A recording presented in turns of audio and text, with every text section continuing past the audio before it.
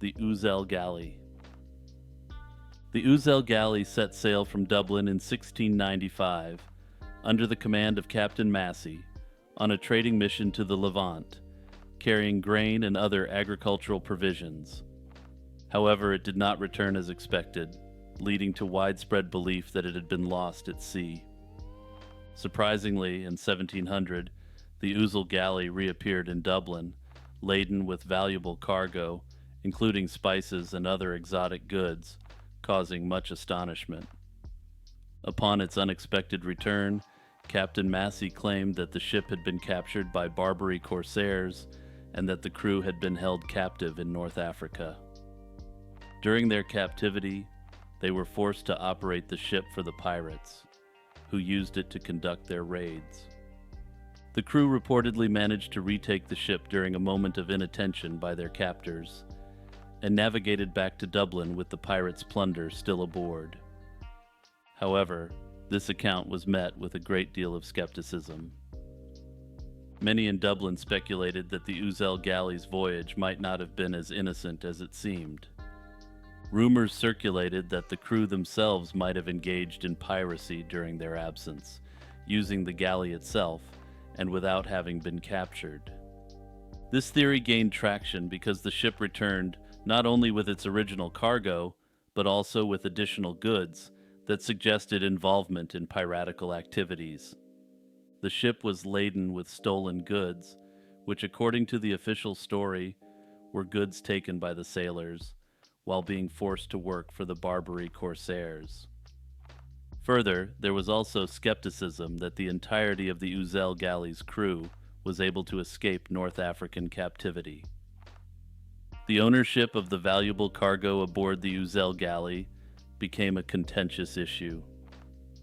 The ship and its contents had been insured, and when the ship was declared lost, the insurers compensated the ship's owners.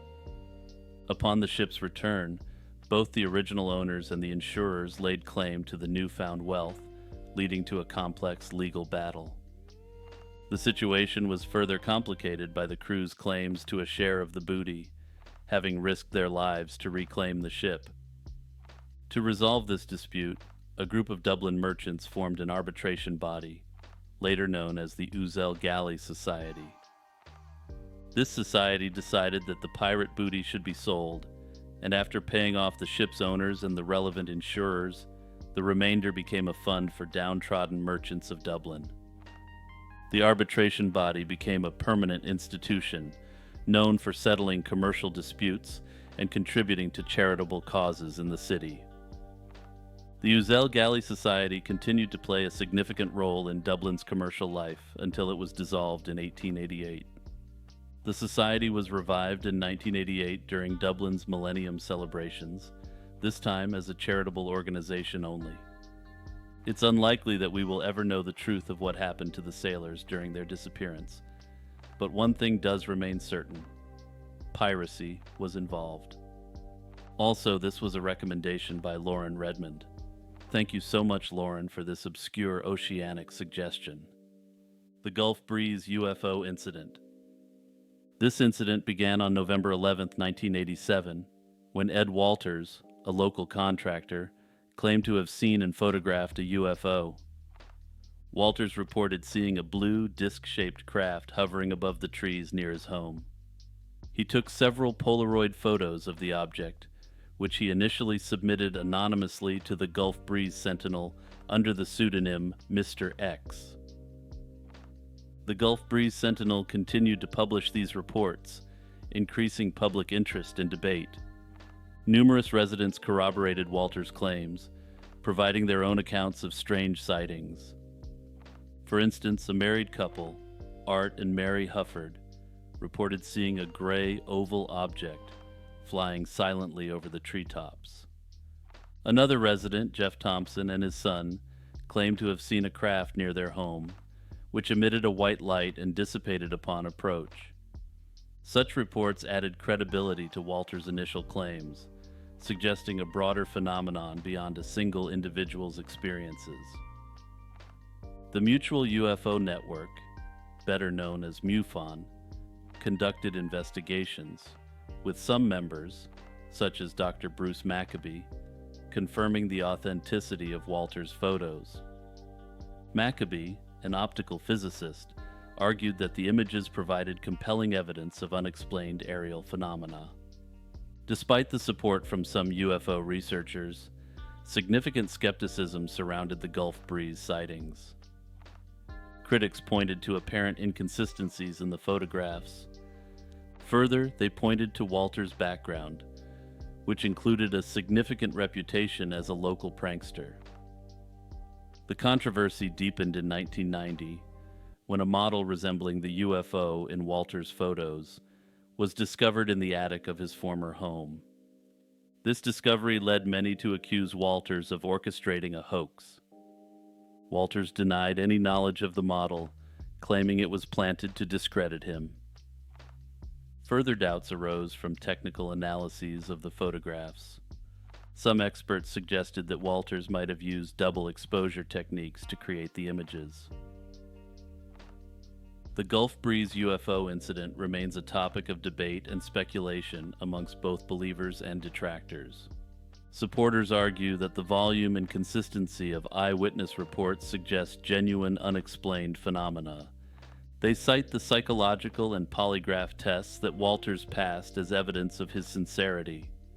However, detractors argue that it is possible to pass a polygraph test in numerous ways, including actually believing your own hoax is valid. Supporters also cite the increase in reported sightings during the period to add weight to the argument that something extraordinary occurred. However, skeptics discredit the related sightings around the same time and instead see this as indicative of a mass hysteria event.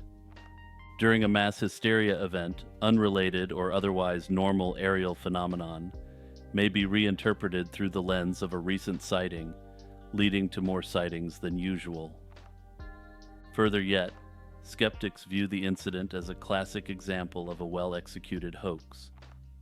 They point to the model found in Walter's attic, his financial gain from book deals, and the technical flaws in his photographs as strong indicators that something isn't right. The Loretto Chapel Staircase. This case is a suggestion by Discord member and patron Monoxide Wendigo. The Loretto Chapel in Santa Fe, New Mexico is renowned for its spiral staircase. The chapel itself was commissioned by Archbishop Jean-Baptiste Lamy and constructed between 1873 and 1878 by French architect Projectus Mouly. Its design was inspired by the French chapels in Paris and features Gothic elements like spires and buttresses. However, while the building is clearly quite beautiful, it is the spiral staircase that draws the most intrigue in visitors today. The staircase, rising 20 feet to the choir loft, was built without a central support or nails, using only wooden pegs and glue. It completes two 360-degree turns and is considered an engineering marvel for its time.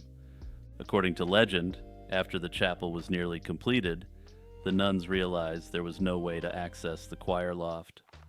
Several carpenters were consulted, but all advised against a traditional staircase due to space constraints, suggesting instead a ladder. According to the legend, in response, the nuns prayed to the patron saint of carpenters. On the final day, a mysterious man appeared with a toolbox and a donkey, offering to build the staircase. He worked in seclusion and completed the structure, then vanished without seeking payment or recognition. This led the nuns to believe that the carpenter was the saint himself, sent in response to their prayers. The staircase's construction defies traditional architectural norms. It lacks the central pole typically used in spiral staircases, instead relying on a unique helical structure supported by tightly wound inner stringers. This design has baffled engineers and architects for decades, with some suggesting that the overlapping wood segments, joined by wood glue, create a laminate that provides strength. Initially, the staircase had no handrails, making it quite daunting and perhaps even dangerous to use. These were added later, in 1887, by another craftsman named Philip August Hesch, along with an iron support bracket to enhance stability. Despite these modifications, users of the staircase have noted a certain springiness, a testament to its unusual design. The identity of the mysterious carpenter has been a subject of much speculation. In the early 2000s, amateur historian Mary Jean Cook proposed that François-Jean Rochas, a French carpenter known in Santa Fe, was the likely builder. Evidence supporting this includes a payment record to this carpenter for some sort of carpentry work on the chapel, and a newspaper article mentioning his expertise in woodwork. However, this theory remains debated, as definitive proof linking François-Jean Rochas to the staircase is lacking. The type of wood used in the staircase also adds to the mystery. Some reports suggest it is made of a type of spruce not native to the region, raising questions about how the wood was sourced. This has led to further speculation about the staircase's origins and construction methods. The staircase, mostly closed to public use for preservation reasons, stands as a testament to the ingenuity of the unknown carpenter who constructed it. If you're enjoying my content, please hit the like and subscribe buttons and the notification bell. Also, if you really want to take it to the next level, please consider signing up for a YouTube membership or a Patreon membership. You can support for as little as 99 cents a month. Benefits include access to exclusive videos from my early days as a YouTuber, shoutouts at certain tiers, and the satisfaction of helping keeping this channel running. The disappearance of Ada Constance Kent. This is a suggestion by Discord member and patron Boomslang. In the summer of 1939, Ada Constance Kent, a reclusive retired actress living in a small cottage in Whalebone Corner, Essex, in the UK, mysteriously disappeared. Kent, who was known for her reclusive lifestyle, was last seen in early March of that year. Her absence went unnoticed for several months until concerned friends reported her missing to the local authorities. Despite a thorough search, no clues were found regarding her whereabouts, and the cottage was left untouched in hopes of her return. Interestingly, a copy of Romeo and Juliet was noted to be resting on her chair near her fireplace. Keep this detail in mind as we go forward. In 1942, another friend went to visit her house in hopes of finding her, but found her house in good condition, with nothing amiss. 10 years later, in 1949, the case took a bizarre turn. It was noted that large sums of money had been deposited into her bank account, the last deposit being in September 1948. This prompted the bank to alert the police, leading them to revisit her cottage. Upon inspection, they made a shocking discovery. A fully clothed skeleton was found lying next to the bed, accompanied by an empty bottle labeled poison. Despite this discovery, the rest of the cottage appeared undisturbed, with Ada's belongings, including her jewelry and money, still in place. This discovery sparked a media frenzy, and Scotland Yard took over the investigation. The initial inquest ruled that the bones belonged to the 69-year-old actress. However, further analysis suggested the skeleton was much too large to be Ada's, and was almost certainly male. This left several unanswered questions. Just whose skeleton was it? Why was it placed there with a bottle marked poison? Who deposited money into Ada's bank account, and why? Adding to the mystery were reports from locals. Ada had occasionally disappeared for months, and had letters delivered via intermediaries, indicating she might have had connections or secrets unknown to the general public. Theories about Ada's disappearance abound. Some suggest she may have left voluntarily, living incognito for reasons unknown. Others speculate about potential foul play or a complex scheme involving other individuals. Also, I note that 10 years prior to the appearance of the skeleton with the bottle of poison, Romeo and Juliet had been found in her home. I question whether this male skeleton with a bottle of poison was an allusion to Romeo and Juliet, and whether this somehow is a key to cracking this nearly 80-year-old cold case. The Stone Labyrinths of Bolshoi Zayatsky Island. Bolshoi Zayatsky Island, part of the Solovetsky Archipelago in Russia's White Sea, is renowned for its ancient stone labyrinths. These labyrinths, numbering between 13 and 14, are stone structures constructed from local boulders set in intricate spiral patterns. The island also features over 850 heaps of boulders and other stone settings, including sun symbols with radial spokes. The labyrinths are believed to be around 2,500 years old, although some theories suggest they might date back to as late as the Middle Ages. These structures are heavily concentrated in a small area on the western part of the island. The smallest labyrinth is about 20 feet in diameter, while the largest spans up to 83 feet. Typically, each labyrinth has a single entrance and exit, often located on the southern side. The purpose of these labyrinths remains a subject of debate. One prominent theory is that they served as spiritual or ritualistic sites. Some researchers believe the labyrinths symbolized a boundary between the physical world and the underworld, aiding in rituals for guiding souls to the afterlife.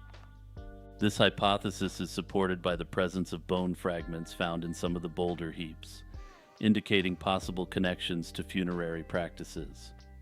Another theory proposes that the labyrinths functioned as fish traps. Given their proximity to the sea and higher water levels thousands of years ago, it is plausible that fish could enter the labyrinths during high tides and become trapped. This would, of course, have the effect of making them much easier to catch. However, the presence of labyrinths further inland suggests alternative uses or symbolic meanings, rather than this pragmatic meaning. A more contemporary hypothesis suggests that the labyrinths might have been used as ancient calendars. The intricate spiral designs could represent the orbits of the sun and moon, providing a method for tracking celestial movements and timekeeping. The labyrinths on Bolshoi Zayatsky Island are part of a broader network of similar structures found across Europe. This widespread distribution indicates that the labyrinth symbol held significant cultural importance for ancient peoples. In various traditions, labyrinths are seen as metaphors for journeys, both physical and spiritual, symbolizing a path to self-discovery or enlightenment. However, my personal theory on this one is simple. These labyrinths housed a species of northern minotaur, which was subject to island dwarfism. What evidence do I have for this theory, you ask? Minotaurs are really cool, and further, insular dwarfism is a real and well-documented thing. So why not minotaurs? The slaying of Georgette Bauerdorf. Georgette Bauerdorf, a 20-year-old socialite, was found lifeless on October 12, 1944, in her West Hollywood apartment. Born to a wealthy oil magnate family, Georgette led a privileged life. She moved to Los Angeles to pursue her dreams in the film industry, working as a junior hostess at the Hollywood Canteen, a club for servicemen during World War II. On the evening of October 11, 1944, Georgette's last known activities involved leaving the Hollywood Canteen around 11:30 p.m. She was seen driving home in her Oldsmobile. Witnesses reported that she seemed in good spirits, looking forward to attending a party the next day. The following morning, her maid discovered her lifeless body in the bathtub. The initial investigation revealed several puzzling details. Georgette's car was missing but was later found abandoned miles away. Her purse, with a significant amount of cash, was untouched, ruling out robbery as a motive. The apartment showed no signs of forced entry, suggesting that Georgette either knew her assailant or had left the door unlocked. Further examination of the crime scene uncovered more clues. The light bulb above the apartment's entrance was unscrewed, a tactic often used by intruders to avoid detection. A lone fingerprint was found on the bulb, but it did not match anyone in law enforcement databases. Additionally, a pair of men's muddy footprints were discovered leading from the apartment to the street, indicating that someone had left in a hurry.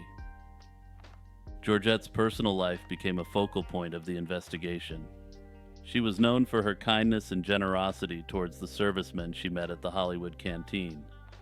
Some of these interactions were scrutinized to identify potential suspects. However, none of the servicemen interviewed provided substantial leads. One theory emerged involving a serviceman who had shown an unusual interest in Georgette. Witnesses recalled seeing him at the canteen on multiple occasions, attempting to get closer to her. Despite these accounts, the man's identity was never confirmed, and he remained a shadowy figure in the investigation. Another theory suggested that Georgette had a secret admirer who may have followed her home. This admirer might have taken advantage of her hospitality, leading to the tragic slaying.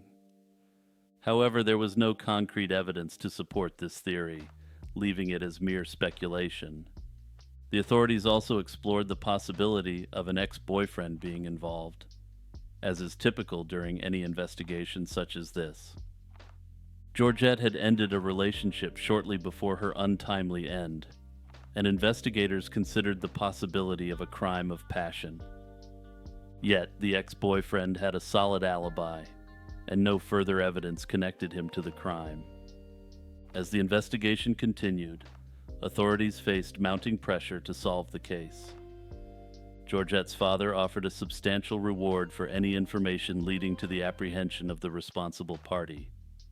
Despite this, tips and leads grew cold, and the case gradually faded from public attention.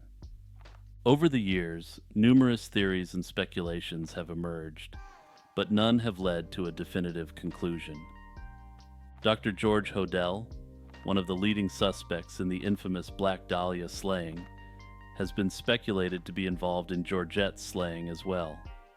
However, this remains entirely speculative, as there is little to suggest the two slayings were related beyond location and age. The Bears Lake Mystery Walls. The Bears Lake Mystery Walls are located just outside Halifax, Canada, and were discovered publicly in 1990.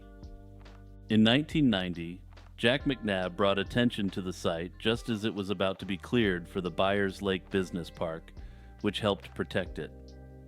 It features a 150-meter-long stone wall made from carefully stacked ironstone slabs without the use of mortar, and a 5-sided enclosure with similar construction. These structures, along with stone staircases and historic roads, are believed to date back over 200 years, placing their construction within decades of Halifax founding. The origins and purpose of the Byers Lake Mystery Walls remain speculative.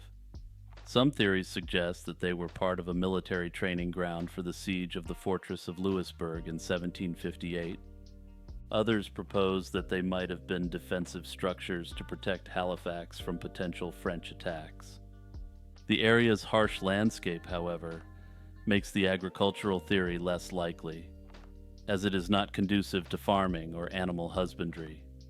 Research efforts have been ongoing, but conclusive evidence remains elusive.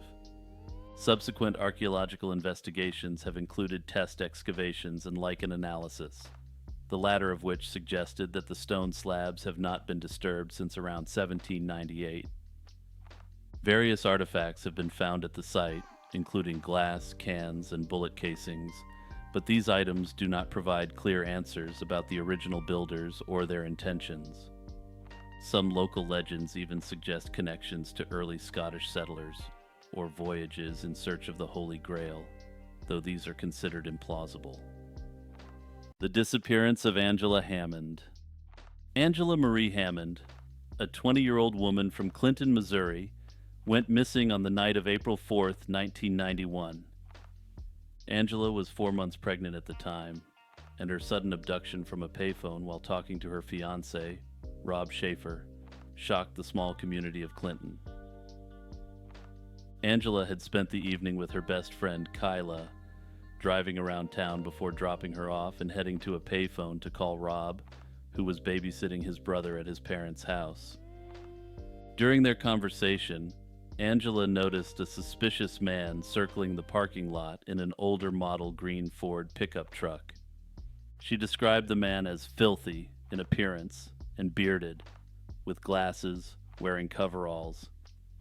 The truck had a distinctive decal of a fish jumping out of water on its rear window. This man exited the truck and used a flashlight as if searching for something, which made Angela uneasy. Suddenly, Rob heard Angela scream, and the line went dead. Panicking, he immediately drove towards the area of the payphone. On his way, he passed the truck described by Angela and heard her scream his name from inside it. Rob attempted to chase the truck, but his own vehicle's transmission failed, and he could not continue the pursuit. Initial investigations focused on Rob, as is common in such cases, but he was quickly cleared of any involvement after passing a polygraph test and corroborating his story with evidence. Witnesses reported seeing a man matching Angela's description of her abductor near the phone booth, driving a similar truck. Despite these leads, the case quickly grew cold. One theory suggests that Angela's abduction was a case of mistaken identity. Law enforcement later received a threatening letter directed at the daughter of an informant who bore a passing resemblance to Angela. This letter was postmarked on the same date as Angela's disappearance, suggesting that the abductor might have intended to target someone else. The authorities now consider this the leading theory of the case, which indicates that they likely know substantially more than they have publicly announced. Another theory connects Angela's disappearance to two other unsolved cases in Missouri. In the months surrounding her abduction, two other women, Cheryl Ann Kenny and Trudy Darby, were also abducted under similar circumstances.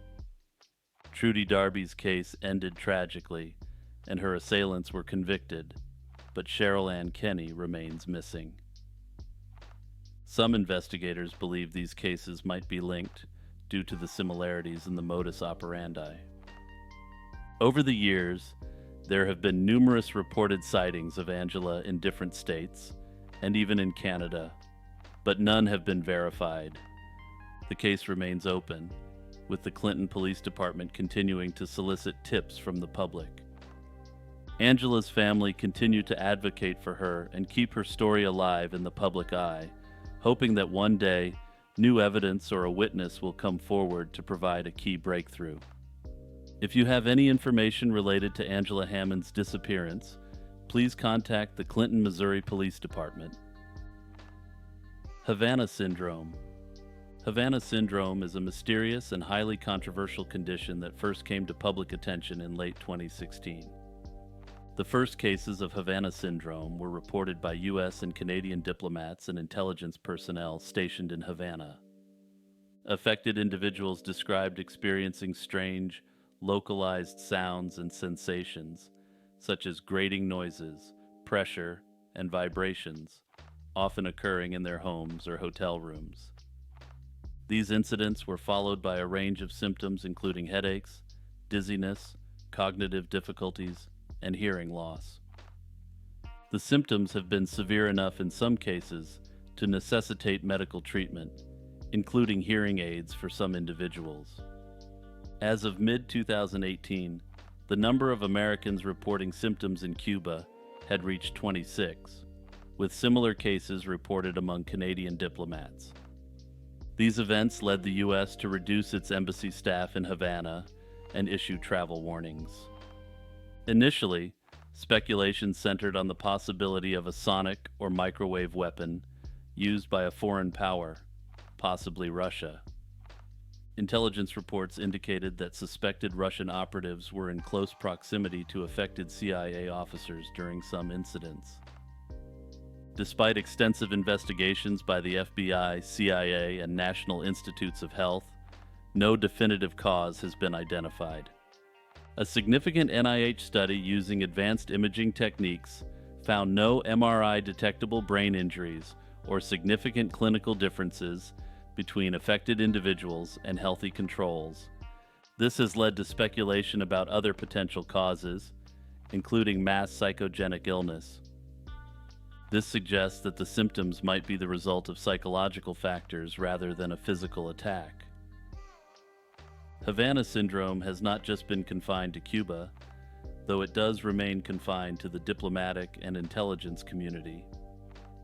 Similar cases have been reported by U.S. personnel in China, Russia, and several other countries. For example, incidents in China prompted the evacuation of staff from the U.S. consulate in Guangzhou. The CIA and other agencies have set up task forces to investigate the syndrome, but their findings remain inconclusive, at least publicly. In 2022, a CIA report stated that while most cases could not be linked to a hostile foreign power, a few incidents warranted further investigation. Despite years of investigation and various theories, the exact cause and nature of these health incidents remain unclear. Further, even if the true cause of Havana syndrome is uncovered, I suspect any findings may be suppressed to avoid international incidents and outrage. The disappearance of Paige Renkoski. On May 24, 1990, Paige Renkoski, a 30-year-old substitute teacher from Okemos, Michigan, disappeared. Paige Renkoski's day started normally as she dropped her mother off at Detroit Metro Airport around 11:30 a.m. Afterward, she visited a friend in Canton Township and made a brief stop at a store to purchase a beer around 2:30 p.m. She then began her journey back home, but by 3:30 p.m., she was seen talking to two men next to a maroon or burgundy minivan on the shoulder of Interstate 96, near the Fowlerville exit. Her silver 1986 Oldsmobile Cutlass was found idling with the lights and radio on, the engine running, and her purse, shoes, and an open beer bottle inside the car. Witnesses saw Renkoski gesturing and one of the men putting his hand on her shoulder, but no struggle was reported. The investigation into Renkoski's disappearance has spanned decades, involving numerous tips and leads. Initially, there was no clear motive or any suspects. Over the years, several theories have emerged. Some believe Renkoski may have stopped to help strangers in need. Given her helpful nature, it's plausible she might have pulled over if she saw someone in distress. During the same period, there were other unsolved abductions of young women in the area and incidents of people impersonating police officers to lure victims. However, there is no concrete evidence linking these events to Renkoski's disappearance. In 2001, an inmate convicted of carjacking was considered a suspect. He had been incarcerated shortly after Renkoski's disappearance, and the crime involved a young woman. Despite initial interest, the suspect passed a lie detector test and was ruled out. In 2009, detectives identified 6 potential suspects, one of whom had been slain in 1999. The deceased suspect owned a vehicle similar to the one witnesses reported seeing near Renkoski's car. Search efforts over the years have included the use of cadaver dogs, ground-penetrating radar, and extensive land searches. Notable searches took place over the course of 2011, with ponds and other areas being searched extensively. However, unfortunately for her family, these searches yielded no results whatsoever. Public awareness campaigns have been vital in keeping Renkoski's case in the public eye. Billboards along Interstate 96 and media coverage around the anniversary of her disappearance remind the public of this cold case. Unfortunately, her mother passed away in 2017 without ever getting to know the truth behind her daughter's disappearance. However, despite the passing of her mother, her family continues to seek answers and justice for Paige. The Livingston County Sheriff's Department and Michigan State Police continue to investigate Paige Renkoski's case. If you have any information with respect to Paige Renkoski, please reach out to the authorities. The outbreak of mass hysteria in Leroy. The outbreak of mass hysteria in Leroy, New York, captivated national attention in late 2011 and early 2012. The incident began in August 2011 when 14 students from Leroy High School started experiencing unusual symptoms. These included verbal outbursts, tics, and other involuntary movements. By January 2012, the number had increased, and the media spotlight intensified as parents and students demanded answers. The New York State Department of Health eventually diagnosed the situation as mass psychogenic illness, also known as mass hysteria. Conversion disorder, the modern term for what was historically known as hysteria, was the primary diagnosis given by neurologists treating the affected students. Conversion disorder is a psychological condition where emotional or psychological stress manifests as physical symptoms. This diagnosis was challenging for many to accept, given its association with historical notions of hysteria and its seemingly archaic connotations. Despite the medical diagnosis, alternative theories quickly emerged and took root. Aaron Brockovich, a renowned environmental activist, proposed that a chemical spill from a 1970 train derailment near Leroy could be the cause. This theory suggested environmental toxins might be responsible for the students' symptoms. However, extensive environmental testing, including soil and water samples, did not reveal any contaminants at levels that could explain the symptoms. Sociologists and psychologists have long studied the phenomenon of mass psychogenic illness. This condition often occurs in closed social units such as schools, where stress and anxiety can spread through social ties. Witnessing symptoms in peers can trigger similar responses in others, a process known as social contagion. The role of media and community dynamics cannot be overlooked as a potential factor. Extensive media coverage, social media coverage, and public meetings likely heightened anxiety and contributed to the spread of symptoms. Over time, the symptoms in Leroy began to subside as the media attention waned and the community started to address the underlying stressors. The world's oldest cat. Cream Puff, a cat from Austin, Texas, holds the world record for the longest-lived cat, having lived an extraordinary 38 years and 3 days. Born on August 3, 1967, and passing away on August 6, 2005, Cream Puff was owned by Jake Perry. Perry attributed her remarkable lifespan to a unique diet and a stimulating environment. And before I get into Cream Puff's unique diet, I feel the need to issue a disclaimer here. Do not replicate the diet given to Cream Puff with your cat. I'm no veterinarian, but I suspect this diet has the potential to be fatal to felines.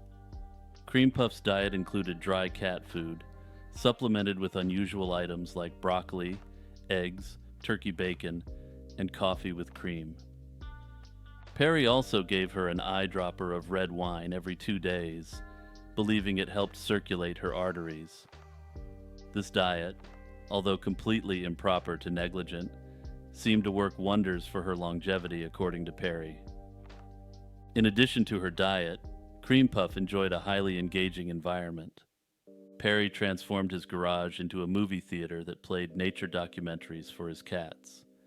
He also built wooden steps along the walls of his home for the cats to climb and created a secure outdoor enclosure so they could safely experience the outdoors. These measures kept Cream Puff physically active and mentally stimulated, likely contributing to her long life. Jake Perry had a history of raising long-lived cats, and another cat he raised lived to be 34 years old. Perry's success in raising these cats has sparked much curiosity and admiration among cat enthusiasts and researchers alike, though certain practices have attracted ire. For instance, feeding coffee and alcohol to a cat. The story of Cream Puff raises interesting questions about the factors contributing to feline longevity. Cats generally live between 12 to 20 years, with those reaching 20 years considered quite old. Cream Puff's lifespan has prompted discussions and studies on the best practices for extending the lives of domestic cats. The exact reasons for her remarkable lifespan remain a mystery. And yeah, just a quick disclaimer once again. Please don't attempt to replicate the dietary conditions Cream Puff had. To put it extremely bluntly, please don't feed your cat wine, coffee, or any of the other bizarre items fed to Cream Puff. To me, the real mystery is how a coffee drinking, alcohol swilling cat made it to 38. The Dammit Bobby Mandela Effect. The Dammit Bobby phenomenon from the animated sitcom King of the Hill is an example of the Mandela Effect. The Mandela Effect is named after the false collective memory that Nelson Mandela died in prison during the 1980s, which, as I have explained a few times in this series, he did not. But first, a bit of background. King of the Hill aired from 1997 to 2010 and focused on the lives of the Hill family in the fictional town of Arlen, Texas. Hank Hill, a propane and propane accessories salesman, is known for his straightforward and conservative demeanor, often clashing humorously with his somewhat eccentric son, Bobby. The dynamic between Hank and Bobby is a central theme of the show, and the mismatch between the two ensures that, to quote TV Guide, hilarity ensues.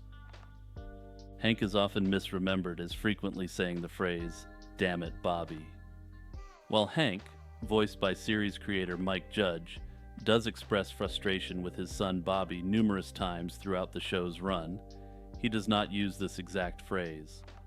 Instead, he uses variations like "Dang it, Bobby" and "That boy ain't right," and other exasperated expressions.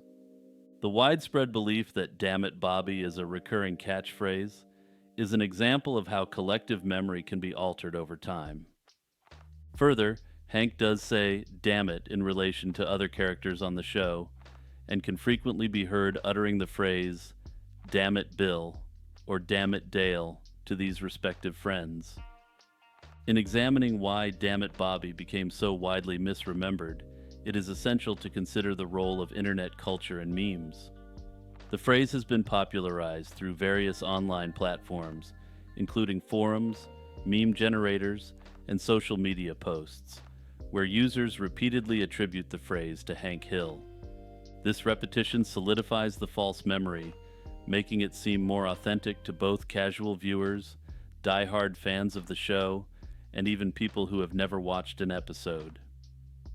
Given that Hank Hill is a fairly frequent subject of memes, even someone who has never watched the show may be aware that he sells propane and propane accessories. As such, much like with the "Beam Me Up Scotty" Mandela effect, the saying achieved virality beyond the actual fan base at the cost of accuracy. The Berkeley Mystery Walls. The East Bay Walls, a network of stone walls scattered across the hills surrounding the San Francisco Bay Area, have intrigued locals and researchers for over a century. Known variously as the East Bay Walls or the Berkeley Mystery Walls, these structures stretch intermittently from Berkeley to San Jose. They encompass several regional parks such as Tilden Regional Park and Mission Peak Regional Preserve. The origins of these walls are unknown. Early Spanish settlers noted their presence, but even the indigenous Olón people claimed the walls predated their arrival in the area. The walls are composed of large boulders and stones, some weighing as much as a ton, arranged in linear and sometimes circular formations. Despite extensive study, no definitive documentation exists regarding when or why they were built. Early hypotheses suggested that the walls were constructed by European settlers as livestock corrals or property boundaries. However, these ideas were challenged by the wall's apparent antiquity, as some sections are deeply embedded in the earth. One of the more outlandish theories was proposed by Dr. John Fryer, a professor of Oriental languages at UC Berkeley in 1904. He speculated that the walls were built by ancient Chinese settlers due to their resemblance to wall-building traditions in China. Needless to say, the theory that the Berkeley Mystery Walls are a miniaturized version of the Great Wall of China has not gained any mainstream support. Another theory posits that the walls were built for hunting purposes by Native American tribes, though this is also speculative. Various artifacts have been found in proximity to the walls, including stone axes and pottery fragments. In recent years, archaeologists have conducted detailed surveys of the walls, measuring and mapping their extents to protect them from development. Some researchers have explored the idea that the walls might have served as ancient navigational aids or held some spiritual significance. Despite these investigations, many questions remain unanswered. The exact age of the walls is still unknown, with estimates ranging widely. More recent studies, using modern dating methods, suggest they were constructed in the mid-19th century.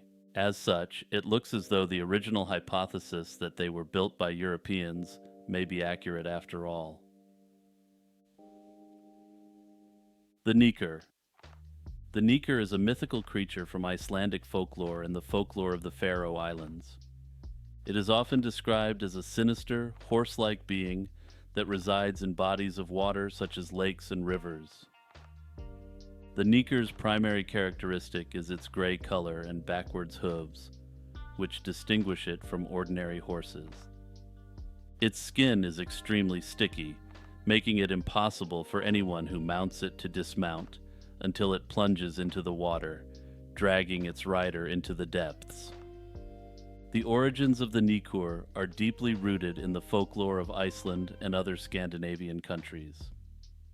This creature is part of a broader tradition of water spirits and demons prevalent across northern Europe. These creatures were often used in tales to warn children and travelers of the dangers lurking in natural bodies of water, serving as cautionary figures. The Neker appears as a beautiful horse ripe for the taking, which makes it enticing to unsuspecting passers-by. I note that there is an undercurrent here that an honest person can't be tricked by a Neker, since an honest person coming across a horse in this state would assume someone owns it. When someone mounts the Neker, they find themselves stuck due to its adhesive skin. The creature then bolts towards its underwater home, ensuring its rider's demise. In some tales, it is said that calling out the Neker's name can repel it back into the water, providing a means of escape for the victim. Christian practices, such as making the sign of the cross, are also believed to offer protection against the horse fiend's malevolent intentions. Numerous stories about the creature have been passed down through generations. One fairy tale, The Neker's Bargain, tells of a fisherman named Jovan who encounters the Neker. The creature offers him unparalleled fishing luck in exchange for a promise to return in 1 year and allow the Neker to claim whatever, quote, lived closest to his heart.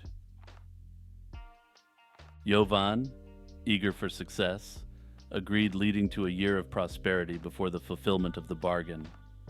However, Jovan came out ahead in the deal because in the meantime he had a newborn daughter to whom he had composed a song, and the song, quote, lived closest to his heart. Jovan sang to the Neker, and the creature went back into the sea permanently. The Neker's existence and the consistency of its description across various cultures raise intriguing questions. Up until the 19th century, they were accepted as being real creatures by locals. Put simply, the Neker was widely accepted as an extremely rare, though definitely real creature. Some theories suggest that the Neker and similar water spirits originated from common human fears of drowning and the unknown dangers of deep waters. However, others suggest that this creature is perhaps a representative of a real spiritual being or an attempt to rationalize extraterrestrial encounters by pre-modern people. The Dark Watchers. The Dark Watchers are figures rooted in the folklore of California's Santa Lucia Mountains. These tall, shadowy beings are often described as human-like silhouettes, standing on mountain ridges, usually seen at twilight or dawn. They are typically adorned with brimmed hats and long cloaks, sometimes holding walking sticks.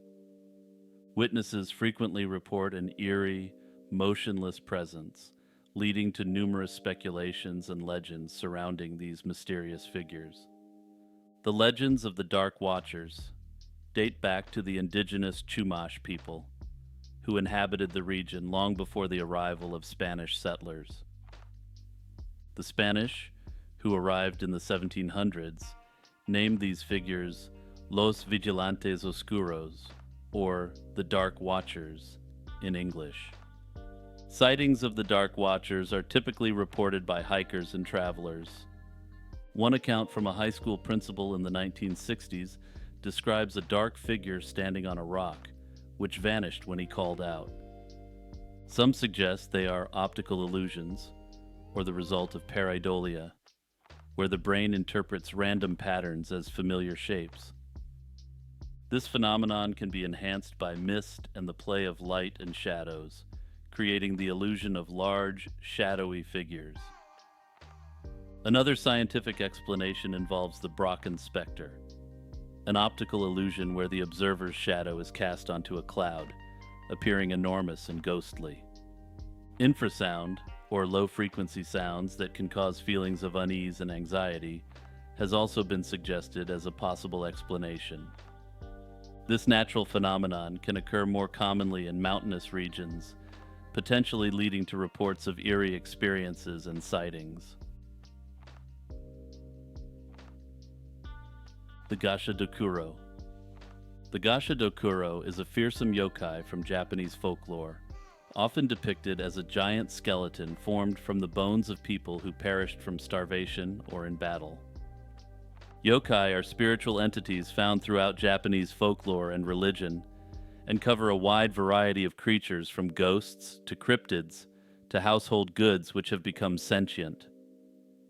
The name Gasha Dokuro combines the Japanese words for starving, gasha, and skeleton, dokuro, hinting at its horrific origins.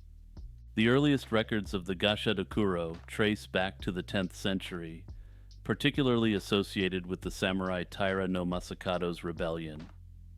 After his defeat, legends tell of his daughter, Takayasha Hime, a sorceress who summoned a Gasha Dokuro to avenge her father's death.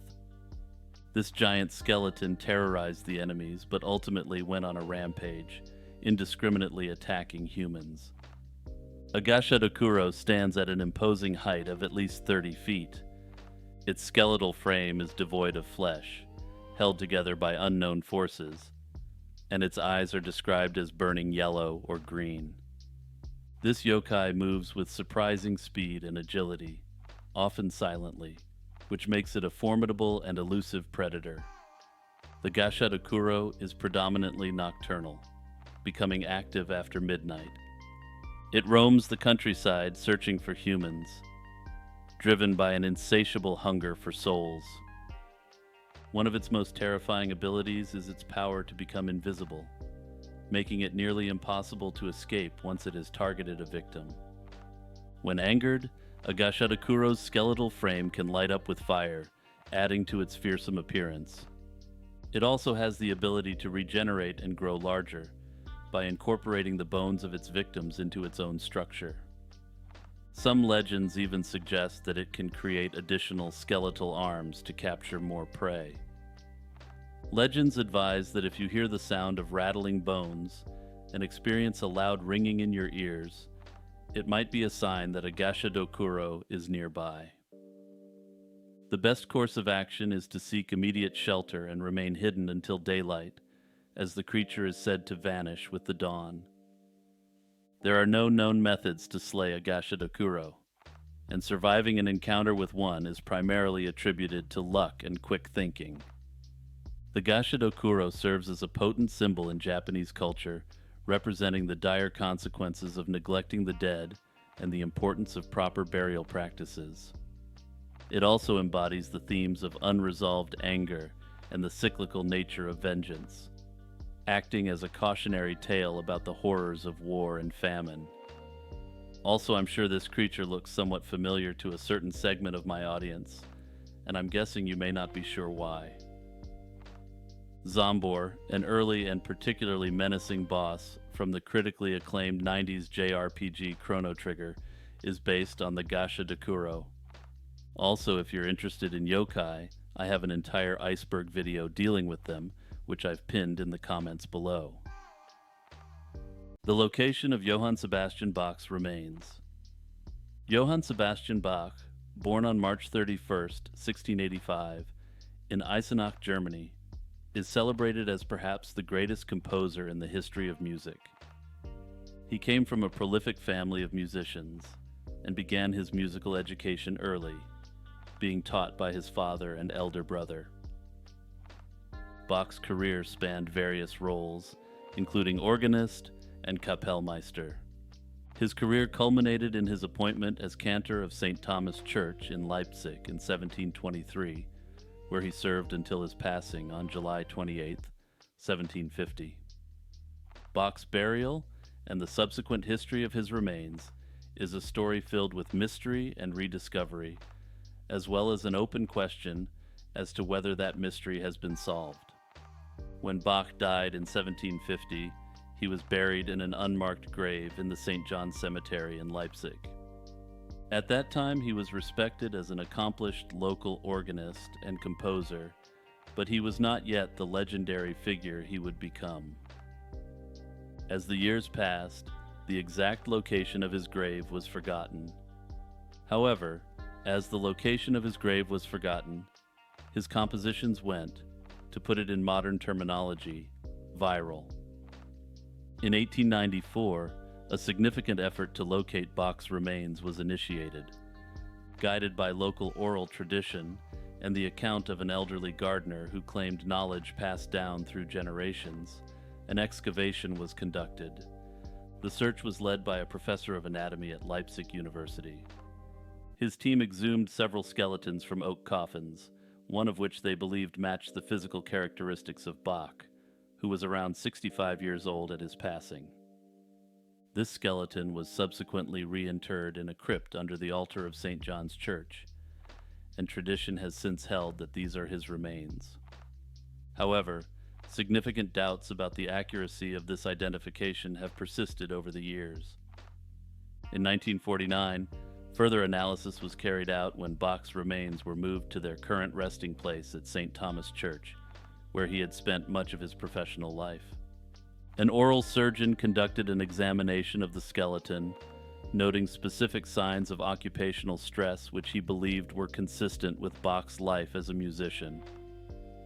However, skeptics have disputed these findings, and further have posited that even if these findings are true, this does not prove that the remains are that of Bach. Skeptics point heavily to the initial identification of his remains in 1894, noting that this was based on less than rigorous methods and relying on potentially unreliable oral tradition.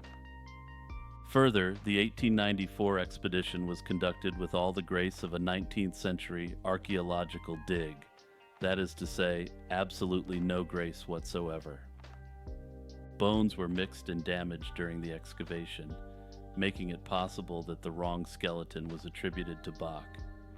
However, despite these issues, many accept the remains as those of Bach, despite the lack of absolute certainty. Today, Bach's alleged remains continue to lie in St. Thomas Church in Leipzig, Germany, where he had served as cantor, and where his music continues to be performed till this day. Would you, could you, on a train? On September 27, 2016, an Erie Emergency Alert System, or EAS, message was broadcast in upstate New York. This unusual message, which included the phrase, "Would you, could you, on a train?" appeared during a test on WKTV, a local television station. The message immediately drew attention due to its cryptic nature and the peculiar coincidence that followed. Just 2 days later, on September 29, 2016, a tragic train accident occurred at the Hoboken Terminal in New Jersey. A New Jersey Transit train, arriving from Spring Valley, New York, failed to stop and crashed into the terminal at high speed. The impact ended one person, injured over 100 others, and caused significant damage to the station. This incident coincided with the end date mentioned in the EAS message, which added to the mystery and speculation surrounding the broadcast. The crash investigation revealed that the train engineer, Thomas Gallagher, suffered from severe, undiagnosed sleep apnea. This condition likely contributed to his fatigue and inability to control the train properly. The National Transportation Safety Board, NTSB, concluded that Gallagher's undiagnosed sleep apnea and fatigue were the primary causes of the accident. Additionally, the investigation pointed out that New Jersey Transit, NJT, had failed to follow their own internal guidelines for sleep apnea screening. This could have identified Gallagher's condition earlier had the protocol been followed. The unusual coincidence between the cryptic EAS message and the train crash led to numerous conspiracy theories. Many have speculated that there must have been some sort of foreknowledge of the accident, based upon the odd EAS message. However, there is no evidence to support these claims, and the incident appears based on current evidence to be a bizarre and tragic coincidence. That's the beauty of it. It doesn't do anything. This is a suggestion by patron and Discord member, Monoxide Wendigo. Have you ever heard the quote, "That's the beauty of it, it doesn't do anything"? Everyone seems to know this quote, but digging a bit below the surface, this famous quote is actually an interesting unsolved mystery. Numerous sources indicate that the quotation can be attributed to a work of Aristotle or to Lao Tzu by way of the Tao Te Ching. Other sources cite Homer Simpson or other popular characters as having used the phrase. However, there's no evidence whatsoever to attribute this phrase to any of these sources. This ubiquitous phrase appears to have likely originated from a combination of sources and cultural contexts, rather than from a single definitive moment. One of the earliest documented uses of a similar phrase comes from the TV show Burke's Law, which aired from 1963 to 1965. In the episode Who Killed 7-Eleven, an inventor is asked to explain the purpose of a machine and responds in a somewhat familiar way. "Well, nothing. I mean, that's the beauty of it. Every machine in the world does something, but not mine. This is my rebellion against efficiency." Clearly not quite as pithy as the modern version of the phrase, but all the elements are there. Another notable mention is the quote, "useless machine," or useless box. This machine's only purpose whatsoever is that you can switch it off by pressing an off switch. This was a popular gag gift in the 1960s, sold around the time that Burke's Law aired. Over time, the phrase has been adopted in multiple contexts, from philosophical musings to humorous observations about gadgets and inventions that serve no practical function. This evolution has cemented its place in popular culture, despite, or perhaps because of, its ambiguous origins. My hypothesis is that Burke's Law is almost certainly the starting point of this saying. Based on my research, this is not definitely known, but given that the phrase was not attested prior to Burke's Law, this is strong circumstantial evidence in favor of this hypothesis. Viewers likely paraphrased and simplified the original line, making it more concise and memorable. As it was quoted and requoted in various contexts, the phrase was refined to its current form. Further, having the episode air around the time the quote, "useless machine" had achieved some degree of virality, gave people a frequent context to drop the phrase. For instance, if you bought the useless machine for a coworker and they asked you what it does, you could drop that hot new phrase, "That's the beauty of it. It doesn't do anything." Terry Davis and Temple OS. Temple OS is an operating system that stands out not just for its unique technical aspects, but also for the story of its creator, Terry Davis. Davis was a highly talented yet deeply troubled programmer who developed Temple OS single-handedly over the span of a decade. Terry A. Davis was born on December 15, 1969, in West Allis, Wisconsin. He showed an early aptitude for computers and programming as a teenager. Davis pursued a degree in electrical engineering at Arizona State University and worked for several years as a programmer in Silicon Valley. However, his promising career was derailed in the mid-1990s when he began to experience symptoms of mental illness, eventually being diagnosed with schizophrenia in 1996. In 2003, Davis started working on what would become Temple OS. He believed he was receiving direct instructions from God to build an operating system that would be a modern-day third temple, a place where people could commune with the divine. Davis envisioned Temple OS as a tool for this sacred purpose, incorporating numerous biblical references and elements. The operating system was initially known as J Operating System, then Luzthos, and later Sparrow OS, before finally being named Temple OS in 2013. Temple OS is distinctive for its use of a programming language created by Davis called Holy C. And I just have to take a moment here to point out that Holy C is probably the best possible pun for a programming language rooted in Christian tradition. This language, along with the operating system, reflects Davis's profound technical skills and his unconventional approach to software development. The system features a 640-480 resolution with 16 colors, which Davis claimed were specified by God. Temple OS includes a variety of programs, such as games and a flight simulator, all inspired by biblical themes. Throughout the development of Temple OS, Davis struggled immensely with his mental health. His schizophrenia led to numerous hospitalizations and episodes of psychosis.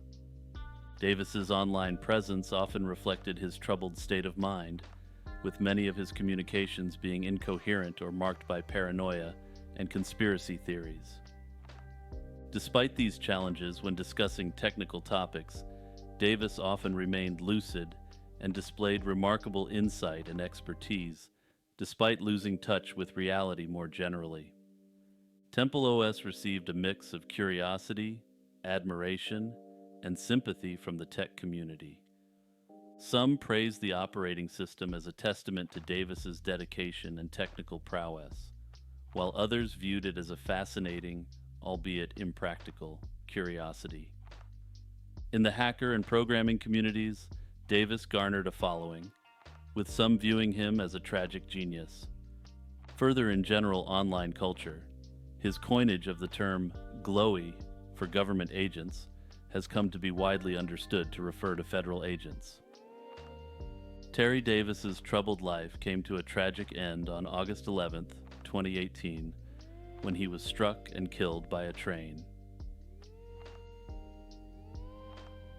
The haunted Sydney Harbour Bridge.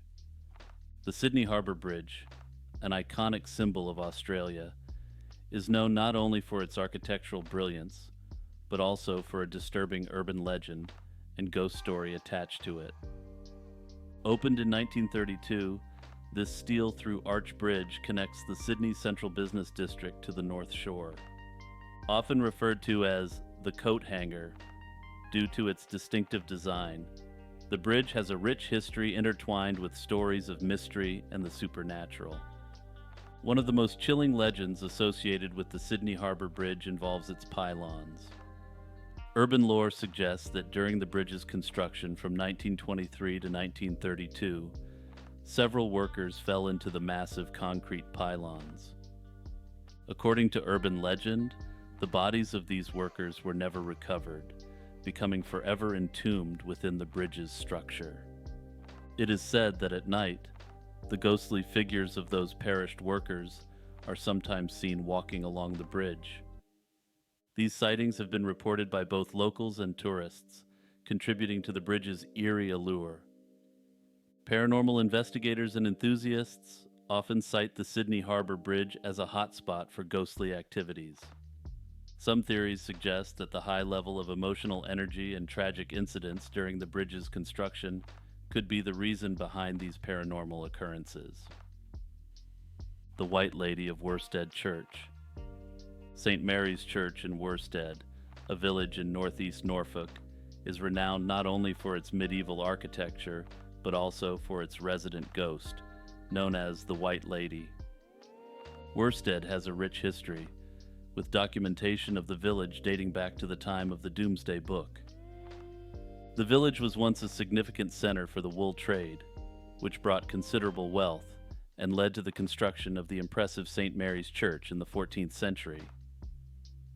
The church, a prime example of a wool church, features beautiful stained glass windows, intricate woodwork, and several historical memorials. Also, for a bit of historical background, these were churches that were funded by donations from extremely wealthy wool merchants or large-scale sheep farm owners. The legend of the White Lady dates back centuries and has been passed down through generations. According to local lore, the White Lady is the spirit of a benevolent woman who appears to those in need of healing. This spectral figure is said to manifest particularly on Christmas Eve. One of the most famous sightings occurred in 1975.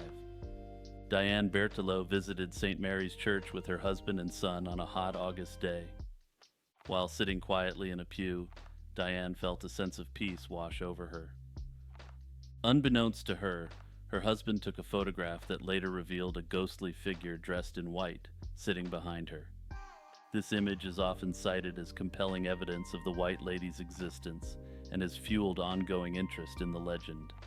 The White Lady's legend has given rise to various theories and speculations. Some believe she is a benevolent holy woman from the medieval period who continues to watch over the church. Others suggest she might be the spirit of a woman who experienced great sorrow, leading her to linger in the mortal realm, bringing peace to others that she cannot find herself. The legend of the White Lady has significantly impacted local culture. The New Inn, a pub near the church, was renamed the White Lady in her honor. Further, the legend attracts tourists to the region, hoping to get a view of this elusive, friendly ghost. The slaying of Dorothy Jane Scott. Dorothy Jane Scott, a 32-year-old single mother from California, disappeared on May 28, 1980. Dorothy lived with her aunt and her 4-year-old son, Sean, in Stanton, California. She worked as a secretary for 2 head shops which were located in Anaheim. Known for her quiet and reserved nature, Dorothy's life took a dark turn when she began receiving anonymous phone calls in early 1980. The caller alternated between professing love for Dorothy and making violent threats, adding to the concern. The caller indicated that he was constantly watching her and provided details to indicate that he had at least some knowledge of her movements. These disturbing calls made Dorothy anxious and fearful, prompting her to take self-defense classes and consider buying a gun. The fateful night of her disappearance began as usual, with Dorothy at work. Dorothy attended a staff meeting, during which she noticed her co-worker, Conrad Bostron, looking extremely unwell. Concerned, she offered to drive him to the hospital, accompanied by another co-worker, Pam Head. At the hospital, it was determined that Conrad had been bitten by a black widow spider. After he was treated, Dorothy went to retrieve her car to pick them up from the hospital entrance. However, when Pam and Conrad saw Dorothy's car approaching, its headlights blinded them, making it impossible to see the driver. The car sped past them and disappeared. Initially, they assumed she had an emergency involving her son, but when she didn't return, they reported her missing. Hours later, her car was found burning in an alley about 10 miles from the hospital, but there was no sign of Dorothy. A week after Dorothy's disappearance, her parents began receiving phone calls from an unidentified man claiming he had her. The calls, which continued for years, were brief and usually made when Dorothy's mother, Vera, was home alone. The caller taunted the family, alternating between claims that he had Dorothy or that he had already finished her off. Despite significant police efforts, the caller was never traced. On June 12, 1980, a story about Dorothy's case was published in the local newspaper. That same day, the editor received a call from a man who claimed responsibility for her disappearance, revealing details that had not been publicized at that point. This mystery caller was able to identify details such as the color of Dorothy's scarf and the spider bite incident that brought her to the hospital. This led investigators to strongly believe this unknown caller was indeed involved in her disappearance in some capacity. Dorothy's remains were discovered on August 6, 1984, by a construction worker in Santa Ana Canyon, about 30 feet from the road. The bones, partly charred, were found alongside a turquoise ring and a watch that her mother confirmed belonged to Dorothy. Authorities determined that her remains had been there for about 2 years, dating back to a brush fire in 1982. However, due to the state of her remains, the exact cause of her demise could not be determined. Even after the discovery of her remains, the mysterious phone calls continued.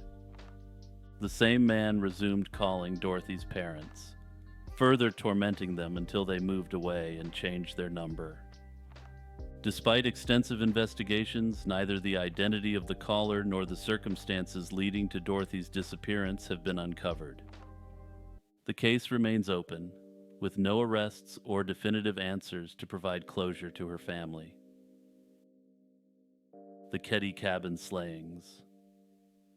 In the serene woods of Keddie, California, a small resort town nestled in the Sierra Nevada, a disturbing incident took place in Cabin 28 on April 11, 1981.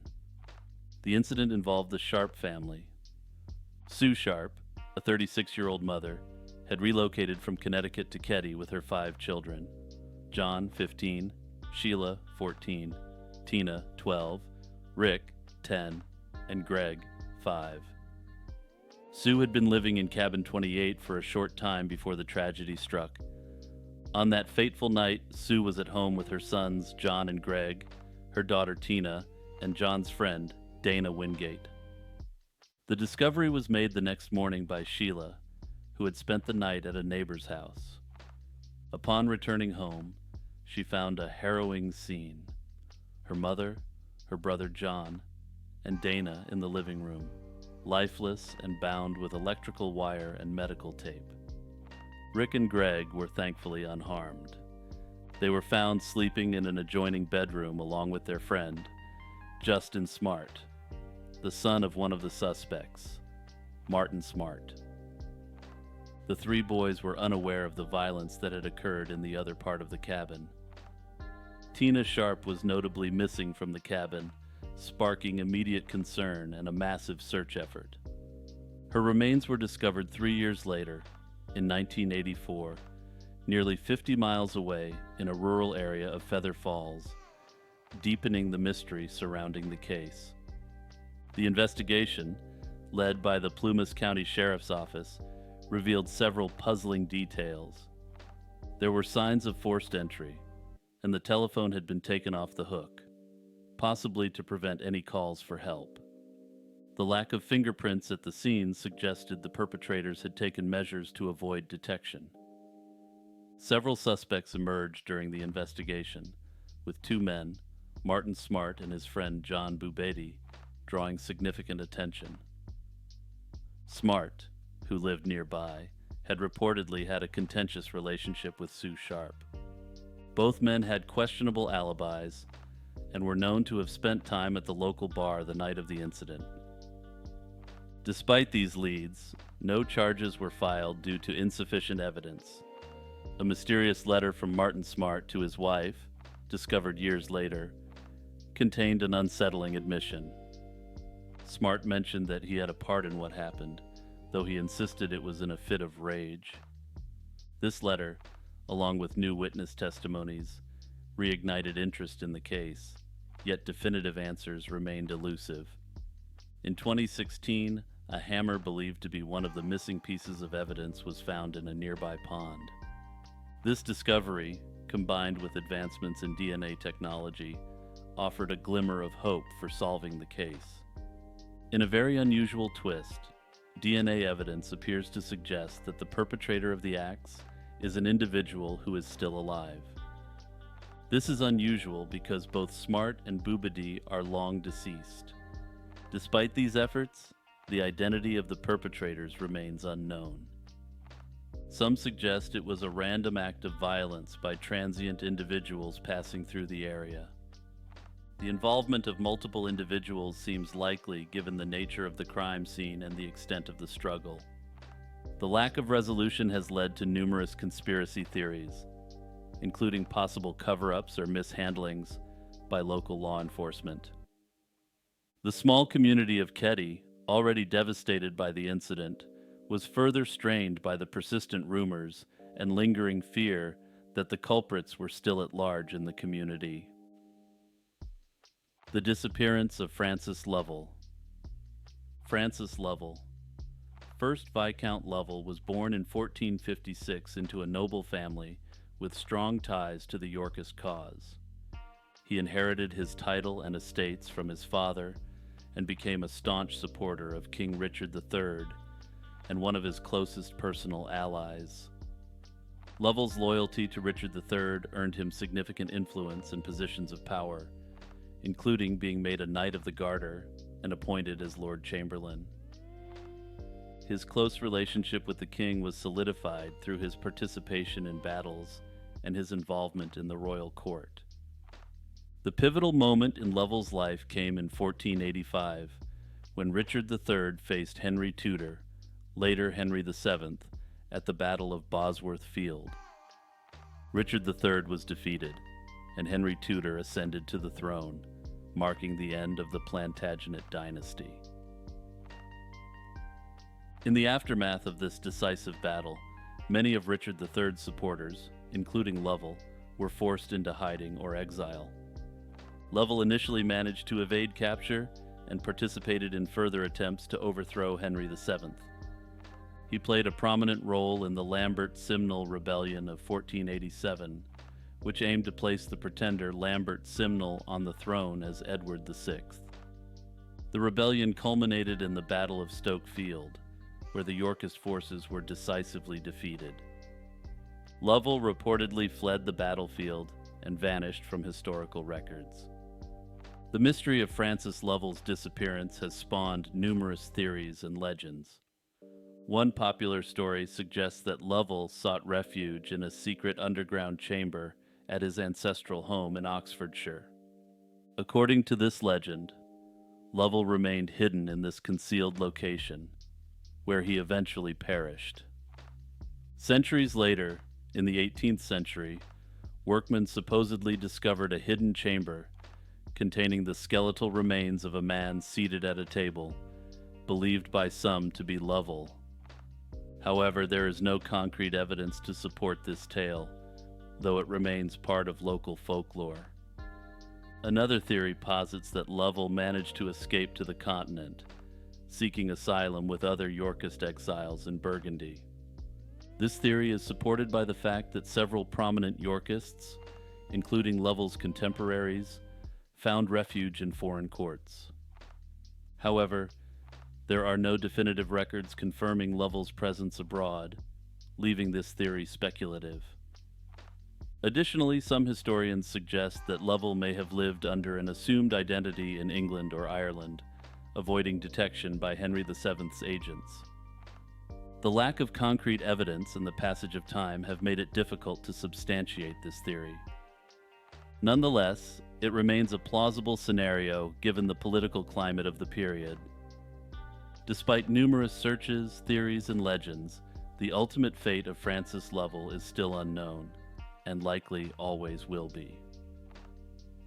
The Kalachi sleep epidemic. The Kalachi sleep epidemic occurred in the small village of Kalachi, located in Kazakhstan. It first came to international attention in March 2013, when residents began experiencing inexplicable episodes of falling asleep suddenly, sometimes for days at a time. The village of Kalachi is situated in the Issyk district of Akmola region. It has a population of about 600 people, most of whom are ethnic Russians. The region is known for its harsh winters and remote location. Despite its seclusion, the village became the focus of extensive media coverage and scientific investigation due to the mysterious sleep episodes. The first reported cases occurred in the spring of 2013. Residents, including children, adults, and the elderly, would suddenly fall into a deep sleep during their daily activities. These episodes could last anywhere from a few hours to several days. Those affected often experienced dizziness, nausea, and hallucinations before succumbing to the sleep episodes. Upon waking, they had little to no memory of what had occurred. Local and international scientists flocked to Kalachi to investigate the cause of this strange phenomenon. Initially, there was speculation about a wide range of potential causes, from infectious diseases to psychological factors. However, none of these theories provided a satisfactory explanation. The situation became more puzzling as the number of cases continued to rise. One of the most compelling theories was related to environmental factors. Kalachi is located near the abandoned Soviet-era uranium mines in the nearby town of Krasnogorsk. These mines were operational during the mid-20th century, but were closed in the 1990s after the dissolution of the Soviet Union. Some experts hypothesized that the uranium mines might be releasing harmful substances, such as radon gas, into the environment. Radon, a radioactive gas, is known to cause health issues, including fatigue and respiratory problems. In 2014, a team of researchers conducted extensive tests on the soil, water, and air in and around Kalachi. They discovered elevated levels of carbon monoxide and hydrocarbons in the air, which can lead to symptoms similar to those experienced by the residents. The theory posited that these gases were being released from the abandoned mines and were affecting the villagers. However, the exact mechanism by which these gases could induce prolonged sleep remained unclear. Another theory suggested that the phenomenon could be related to the high concentration of carbon dioxide in the area. CO2 can cause drowsiness and, in high concentrations, can lead to unconsciousness. The proximity of Kalachi to the uranium mines led some researchers to speculate that the mines could be a source of CO2 emissions. Measurements did indeed show elevated CO2 levels in some areas of the village, supporting this hypothesis. Despite these findings, the Kalachi sleep epidemic continued to confound scientists. In addition to the environmental theories, some researchers considered psychological and social factors. The isolated nature of the village, combined with the anxiety and fear surrounding the sleep episodes, might have contributed to a mass psychogenic illness. This phenomenon occurs when a group of people, usually in close proximity, exhibit similar physical symptoms without an identifiable organic cause. However, this theory did not account for the environmental findings. Throughout the epidemic, the government took various measures to assist the affected residents. Medical teams were deployed to monitor and treat those experiencing sleep episodes. Some residents were relocated to safer areas to reduce their exposure to potential environmental hazards. Despite these efforts, the mystery persisted, and new cases continued to emerge sporadically. By 2015, the frequency of the sleep episodes began to decline. This decrease was attributed to the relocation of some residents and the implementation of measures to improve the air quality in Kalachi. However, no definitive cause was ever identified, and the true nature of the Kalachi sleep epidemic remains a mystery to this day. The Storyville Slayer. The Storyville Slayer, a mysterious figure responsible for a string of heinous acts in New Orleans, terrorized the city from 1991 to 1996. I note that upon research, this purported serial wrongdoer appears to be two people acting independently and committing the same heinous acts. I suspect it will be obvious to you shortly why the Storyville Slayer cannot have been just one person. But I digress. The first known survivor, referred to as Brenda, was attacked in July 1991. She described her assailant as a well-dressed, professional-looking black male with a muscular build driving a blue Buick. Brenda's testimony led to the release of a composite sketch that temporarily halted the attacks. The Slayer's known victims were primarily women of African American descent, between the ages of 17 and 40, many of whom were involved in the local underground economy. These women were found in various states of decomposition, often in remote swamps or canals, making identification and the determination of exact causes of their demise difficult. A notable suspect in the case was Victor Gant, a New Orleans police officer who had worked the red light district for a number of years. Gant was implicated due to his relationship with Sharon Robinson, one of the victims. Robinson had previously accused Gant of physical abuse, which he denied. Despite being a prime suspect, there was insufficient evidence to conclusively link him to the series of crimes, and he was never formally charged. However, due to the suspicion surrounding him, as well as other allegations of wrongdoing, he was dismissed from the police force. Another significant suspect was Russell Elwood, a photographer and occasional cab driver. If you're just listening to this, Russell Elwood does not fit Brenda's description of the perpetrator. For instance, rather than being a well-dressed black male, he is a white male with a decidedly scruffy appearance. Elwood's behavior and presence near many of the crime scenes attracted police attention. In 1997, he even called into the Howard Stern show, claiming responsibility for several of the attacks, although this was never officially verified. Despite standing trial for some of the slayings, Elwood was acquitted due to a lack of concrete evidence. The investigation into the Storyville Slayer was extensive and involved multiple law enforcement agencies, including the FBI. A task force was established in 1995 to consolidate efforts across jurisdictions. This collaborative approach was prompted by the discovery of numerous victims, often found in a 3-mile radius of one another, and shared forensic similarities.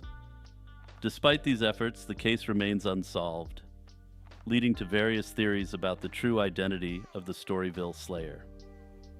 Some believe the perpetrator might be a local familiar with the area and its underbelly, possibly leveraging insider knowledge to evade capture. Others speculate that there may have been multiple offenders mimicking each other's methods, thereby complicating the investigation. Given the varied and conflicting descriptions of this individual or individuals, it appears plain and obvious that this must be more than one offender. Paul Vigay. Paul Vigay, born in October 1964 in Croydon, was a British computer consultant known for his expertise in computer software and his contributions to the study of UFOs and crop circles. His career in computing began early, with a keen interest sparked during his school years when he used early computers. He would go on to make a variety of contributions towards the development of RISC OS, a lesser-known but still quite widely used operating system. Vigay's fascination with the unexplained extended beyond his computing endeavors. He was deeply involved in UFO research and became a prominent figure in the crop circle community from the early 1990s. His research contributed to the 2002 film Signs, as well as numerous documentaries. His work in this field earned him a reputation as a leading expert, blending his technical skills with a passion for the paranormal. On February 20th, 2009, Vigay's body was found off Portsmouth Beach, leading to widespread shock in the UFO community, as well as significant speculation. The previous night, he had been reported missing after a series of emotional events involving his girlfriend, Andrea Smith. The couple had recently broken up, and Vigay left a note saying, "I love you, along with his passwords.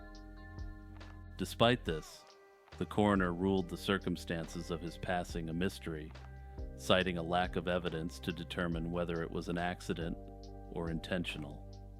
This ruling left many questions unanswered, particularly given the absence of a note, significant alcohol or substance consumption, or any signs of a struggle. Speculation about the true nature of Vigé's demise continues to this day. Some theories suggest he may have been overwhelmed by personal and financial pressures. Others point to the possibility of foul play given his involvement in controversial fields of study. However, no definitive evidence has emerged to support any single theory, and the mystery remains a topic of intrigue within the communities he was part of. El Sombrerón. El Sombrerón is one of the most enduring figures in Guatemalan folklore, known for his distinctive appearance and eerie habits. El Sombrerón, also referred to as Zipitio, is often described as a short man dressed entirely in black, with a large hat that covers much of his face. His outfit includes a thick black belt and black boots with noisy attachments. One of his most peculiar traits is his obsession with braiding. He is known to braid the manes and tails of horses, and when no horses are available, he turns his attention to the hair of young women. According to legend, El Sombrerón roams the streets with a group of mules carrying coal. He typically appears at dusk, and his presence is marked by the sound of his boots and the sight of his large hat. When he finds a young woman who catches his fancy, he serenades her with a silver guitar, tying his mules outside her home. However, his attention is far from benign. The women he targets often find their food contaminated with soil, making it difficult for them to eat. Further, the eerie serenades are said to make it very difficult to sleep. This combination of serenades and sabotage leads to a state of obsession and illness for the victims. One of the most well-known stories associated with El Sombrerón involves a young woman named Susana. Susana, noted for her long hair and large hazelnut-colored eyes, was serenaded by El Sombrerón one night while she admired the moon from her balcony. Her parents, alarmed by the attention, forced her inside, but El Sombrerón continued to haunt her, singing to her and contaminating her food with dirt. In a desperate attempt to save their daughter, Susana's parents cut her hair and took it to a priest, who blessed it with holy water. This act finally drove El Sombrerón away, suggesting that the legend may serve as a cautionary tale. The cultural significance of El Sombrerón extends beyond mere folklore. He represents the archetypal boogeyman, a figure used to instill fear and promote societal norms. The legend warns young women against engaging with strangers and succumbing to flattery. El Sombrerón's black attire and concealed identity emphasize the dangers of hidden intentions and deceitful appearances. The use of black, often associated with misfortune and the supernatural, reinforces his role as a malevolent figure. Interestingly, there are theories suggesting that El Sombrerón's roots might extend back to Mayan traditions, where significant value was placed on braids and long hair. The slaying of Lindsay Buziak. Lindsay Buziak, a 24-year-old real estate agent in Victoria, British Columbia, was found deceased in a vacant property on February 2, 2008. On February 1, 2008, Lindsay received a call from a woman requesting to view a high-end property with her husband. The woman spoke in what Lindsay believed to be a Latin American accent. Despite finding the call unusual, Lindsay agreed to meet the prospective buyers the next day. She shared her concerns with her boyfriend, Jason Zylo, who offered to accompany her to the showing, but Lindsay declined, preferring to handle it alone. On the day of the showing, Lindsay met the unidentified couple at the house. Witnesses saw her greet a man and a woman, described as Caucasian, with the woman being in her mid-30s and wearing a distinctive dress. Around 5:30 p.m., Lindsay and the couple entered the house. Shortly after, Jason arrived at the property, noticing through the window what he thought was Lindsay conversing with the clients. He waited in his car for about 20 minutes, growing concerned when Lindsay failed to respond to his calls and texts. Jason, along with a colleague, eventually entered the house through an unlocked back door. They found Lindsay in the master bedroom, the victim of a brutal attack. The suspects had vanished without a trace, leaving no significant forensic evidence behind. The investigation into Lindsay's demise has uncovered several leads and theories. Early on, suspicion fell on those close to her, including Jason Zylo and his family. However, the police cleared them, finding no evidence linking them to the crime. One prominent theory involves Lindsay's brief trip to Calgary in December 2007. During this visit, she reconnected with an old friend who was later involved in a major drug bust. Some speculate that Lindsay was mistakenly believed to be an informant, leading to a retaliatory attack by a drug cartel. However, investigators dismissed this theory, noting the amateurish nature of the crime, which did not match a professional job. Another intriguing angle is the mysterious caller who arranged the property viewing. The phone used to contact Lindsay was a burner phone, purchased in Vancouver under a false name, and only used for this purpose. This suggests a premeditated plan, yet the identities and whereabouts of the couple remain unknown. In 2020, the authorities indicated that they suspected that an individual who was on Lindsay's Facebook friends list was responsible for the act. The authorities suggested that this person was a known violent criminal. Despite numerous appeals and a substantial reward offered for information, Lindsay Buziak's case remains unsolved at present. The Mini-Washatu. The Mini-Washatu, also known as the Missouri River Monster, is a creature rooted in the legends of the Dakota people. The creature is described as a monstrous semi-aquatic beast with a terrifying howl that echoes through the river valleys. The earliest accounts of the Mini-Washatu date back to the Dakota Sioux tribes who inhabited the plains of North Dakota. They described the creature as a malevolent spirit that haunted the Missouri River, appearing during the spring thaw. This creature was believed to have the power to drive people insane if they saw it during daylight, but it could be glimpsed safely after sunset until midnight. The Mini-Washatu is often depicted as a giant bison-like river monster with a single horn and a body covered in reddish-brown fur. The creature is also known for its mournful, almost human-like cries that can be heard for miles, causing unease among those who hear it. Some believe it is a spirit or a demon, while others suggest it could be a prehistoric creature that has somehow survived in the depths of the river.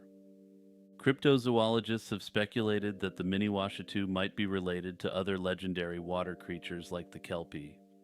One of the most famous tales involves two groups of Native Americans who, while preparing for a battle on the Missouri River, were suddenly attacked by the Mini-Washatu. This incident reportedly left such an impression that both peoples avoided the area for years to come. Another story tells of a fisherman who encountered the creature and was driven to madness, emphasizing the peril of seeing the Mini-Washatu in daylight.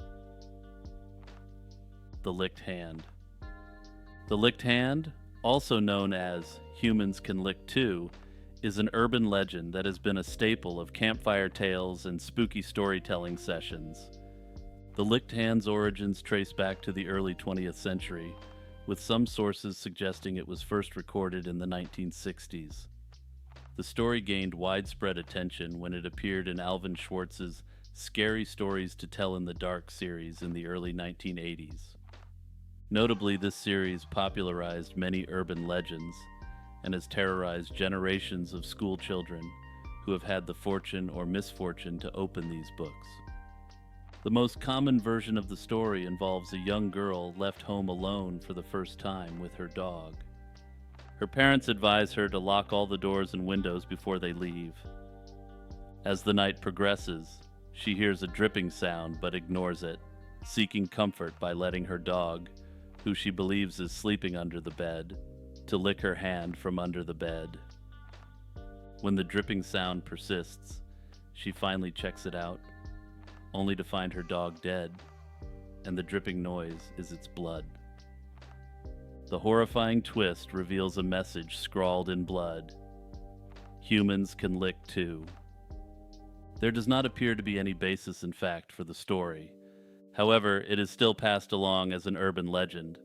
You know, the kind that, quote, happened to a friend of mine's second cousin. Tengu. The Tengu are one of the most well-known and oldest documented yokai. Like most ancient yokai, they originate from a blending of Chinese and Japanese mythological traditions in the mid-first millennia AD.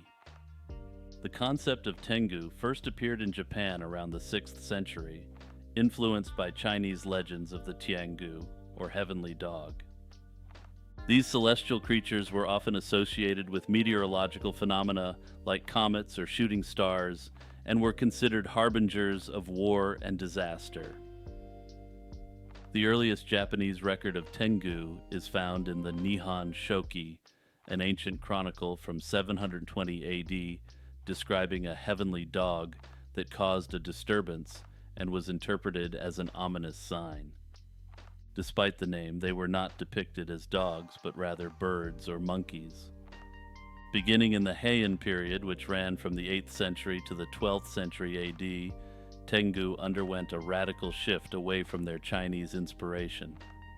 Tengu began to be depicted as monstrous, bird-like creatures with both avian and human features. Their present appearance and characteristics began to crystallize during this era, influenced by Buddhist and Shinto tradition.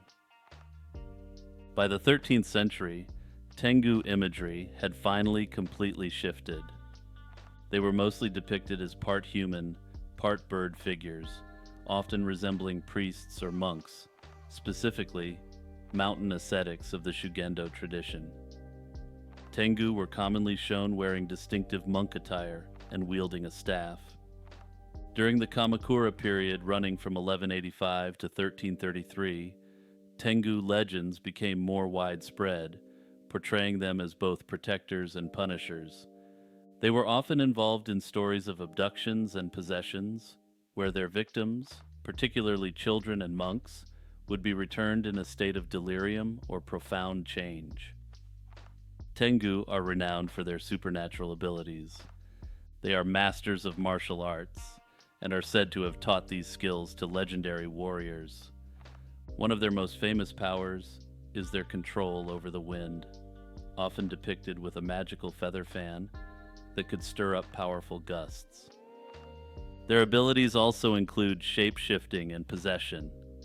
Tengu can transform into human or animal forms and possess people, particularly those with weak or corrupt spirits. This has made them figures of both fear and reverence in Japanese religious and cultural traditions. Autobrewery syndrome. Autobrewery syndrome, also known as gut fermentation syndrome, is a rare and intriguing medical condition where the human body produces alcohol internally. This occurs due to an overgrowth of certain fungi or bacteria in the gut that ferment carbohydrates into ethanol. This leads to symptoms of alcohol intoxication without consuming alcohol. The first documented case of autobrewery syndrome dates back to 1946. In this case, a 5-year-old South African child exhibited alcohol presence in the stomach during an emergency surgery. This early case highlighted the potential for endogenous alcohol production, but did not immediately lead to widespread recognition of the syndrome. Further cases were reported in Japan in the 1970s, primarily involving individuals with Candida yeast overgrowth. The condition remained largely obscure until more recent years, when various cases brought it to light in medical literature and the media. Despite its unusual presentation, Autobrewery syndrome remains underdiagnosed and often misunderstood. The condition's rarity and the stigma of appearing intoxicated without drinking alcohol contribute to the diagnostic challenges. The exact triggers for autobrewery syndrome are still not fully understood, but factors such as antibiotic use, diabetes, and Crohn's disease are speculated to be involved. Researchers continue to explore the complexities of autobrewery syndrome, particularly its microbiome-related triggers. The disruption of gut homeostasis, often following antibiotic use, appears to be a significant factor. Some theorize that this disruption allows for a potentially catastrophic overgrowth of ethanol-producing microorganisms. Ongoing research into the human microbiome and its relationship with autobrewery syndrome holds promise for better diagnostic and treatment strategies. The disappearance of Marshall Iwasa. This case is a suggestion by patron and Discord community member Boom Slang. Marshall Iwasa, a 26-year-old man from Lethbridge, Alberta, disappeared under mysterious circumstances on November 17, 2019. His last known activity was visiting his storage locker in Lethbridge. His whereabouts after this visit to the locker remain unknown, and have now become a matter of significant speculation. Iwasa's burned-out truck was discovered 6 days later, on November 23, 2019, in a remote area near Pemberton, British Columbia. The location of the truck, along with the fact that it was intentionally set on fire, raised many questions and has fueled various theories about what might have happened to him. Iwasa was reported missing after his family realized he had not returned to Calgary, as he had told them he would. Extensive search operations were conducted by both law enforcement and his family. The search included the use of dogs, drones, and on-foot efforts, but no significant evidence was found. The Lethbridge Police and Royal Canadian Mounted Police were involved. However, due to the lack of evidence indicating foul play, the case remained a missing persons investigation rather than a criminal one. Several unusual details have emerged during the investigation. For instance, the steering column of Iwasa's truck was missing, which was confirmed not to have been removed by the RCMP. This, along with the lack of fingerprints or DNA testing due to the case not being classified as criminal, has left many questions unanswered. Another oddity is the complete lack of activity on Iwasa's bank cards and no gas station surveillance footage capturing his vehicle along the route from Lethbridge to Pemberton. This route, typically requiring multiple fuel stops, leaves a gap in the timeline that investigators have been unable to fill. Further, no fuel canisters appear to have been found in or around the vehicle, which could provide a logical explanation for the lack of stops. Iwasa's family has been relentless in their search for answers. They have created social media groups, hired private investigators, and even conducted their own searches of the remote areas where his truck was found. They have also erected billboards and distributed missing person posters to raise awareness. The private investigations confirmed that the truck was set on fire deliberately, ruling out an accidental cause like an engine malfunction. Despite these efforts, no new leads have emerged, and the lack of substantial evidence has been a major hurdle in progressing the investigation. If you have any information in relation to the disappearance of Marshall Iwasa, please contact the Lethbridge Police Department. Tama, the station master cat, was a calico cat whose story became a symbol of hope and revival for the Kishigawa line in Wakayama Prefecture, Japan. Born a stray, Tama roamed around Kishi Station, where she was fed by Toshiko Koyama, the station manager. When the railway line faced closure in 2006, due to financial struggles and declining passenger numbers, a unique solution was proposed, appointing Tama as the station master. In January 2007, Tama officially became the station master of Kishi Station, complete with a specially made hat and a gold name tag. Tama's appointment garnered significant media attention, drawing visitors from all over Japan and beyond. This surge in tourism helped revive the financially struggling railway. The number of passengers increased by 17% in just 1 month, and by the end of her first year, the number of riders had grown by 10%. Tama's role was not limited to greeting passengers. Her charming demeanor turned her into a local and international celebrity, with major news outlets like CNN and the BBC covering her story. The station was redesigned to reflect her popularity, with a station building that resembled a cat's face and a train, the Tama train, decorated with her likeness. As Tama's fame grew, she received several promotions. In 2008, she was named Super Station Master, granting her an office, a converted ticket booth with a litter tray and bed. She was later promoted to Managing Executive Officer and eventually became the honorary president of Wakayama Electric Railway. Tama's influence extended beyond boosting passenger numbers and climbing the corporate cat tree. She inspired a range of merchandise, from keychains to candies, which further supported the railway's finances. Her impact on the local economy was substantial, contributing an approximate $10 million American over the course of her lifetime. In June 2015, after 8 years of faithful service, Tama passed away. Her passing was marked by a Shinto-style funeral, attended by thousands. During this ceremony, she received her final and most significant promotion. She was enshrined as Tama Daimyo Jin, a minor deity, in a small shrine at Kishi Station. Pretty enviable career trajectory for Tama, I must say. The Antwerp diamond heist, known as the Heist of the Century, took place in February 2003 in the supposedly completely secure vaults of the Antwerp World Diamond Center. This heist is one of the largest diamond thefts in history, with over $100 million American worth of diamonds, gold, and jewelry stolen. Despite some arrests, the majority of the diamonds were never recovered, adding to the heist's enduring mystery. The mastermind behind the heist was Leonardo Notarbartolo, who had been posing as an Italian diamond merchant. He spent 3 years living in Antwerp and going about his business as if he was an actual legitimate diamond merchant. During these years, he meticulously planned the heist, assembling a team of skilled criminals known as, quote, the School of Turin. And what I'm about to tell you next sounds like the plot of a heist movie, but it's all factual. The team included experts in various fields. The monster was an expert in lockpicking and mechanics, as well as the muscle behind the operation.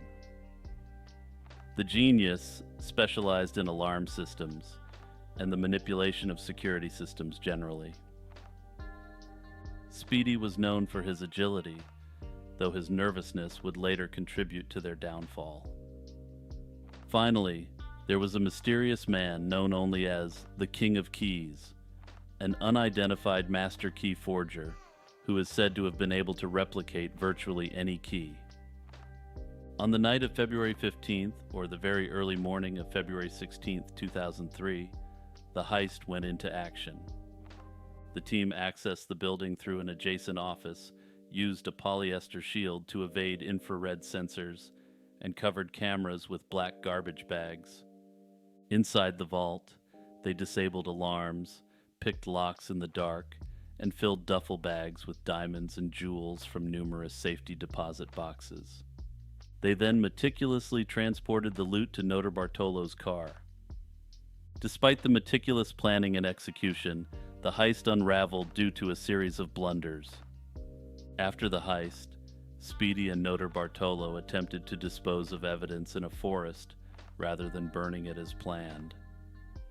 Speedy's panic attack led him to scatter the evidence, which was later discovered by a local hunter. The discarded evidence included receipts, videotapes, and a partially eaten salami sandwich, all of which provided crucial clues that led to the identification and arrest of the team members. Nodar Bartolo was sentenced to 10 years in prison but was released on parole in 2009. His associates received shorter sentences, but the fate of the King of Keys remains unknown, as he was never apprehended. The vast majority of the stolen goods were never recovered, and the investigation into their current location remains ongoing. Nodar Bartolo maintains that the heist was part of an insurance fraud scheme orchestrated by a diamond dealer, a claim that has never been substantiated. The King of Keys is suspected of being involved in a number of other heists, though the identity of this individual remains entirely unknown.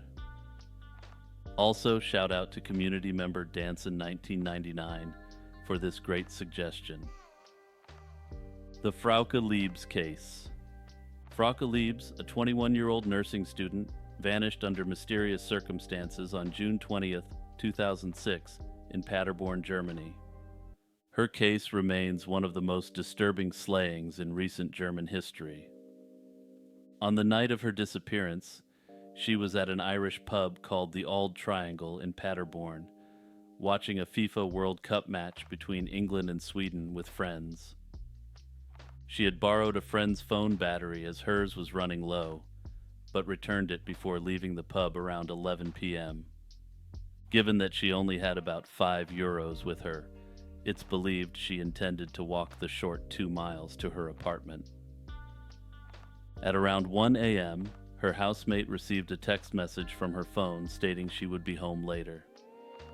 This message was sent from Neheim, a small city approximately 35 kilometers away from Paderborn. The following day, Frauke failed to appear at work, and her mother reported her missing immediately, given that this was entirely out of character for her. In the days following her disappearance, Frauke made several phone calls to her housemate and family. These calls were traced to various industrial areas in Paderborn. In these conversations, she repeatedly assured them she would return home soon, but provided no clear information about her whereabouts or situation. The last call occurred on June 27th, during which she spoke briefly with her sister.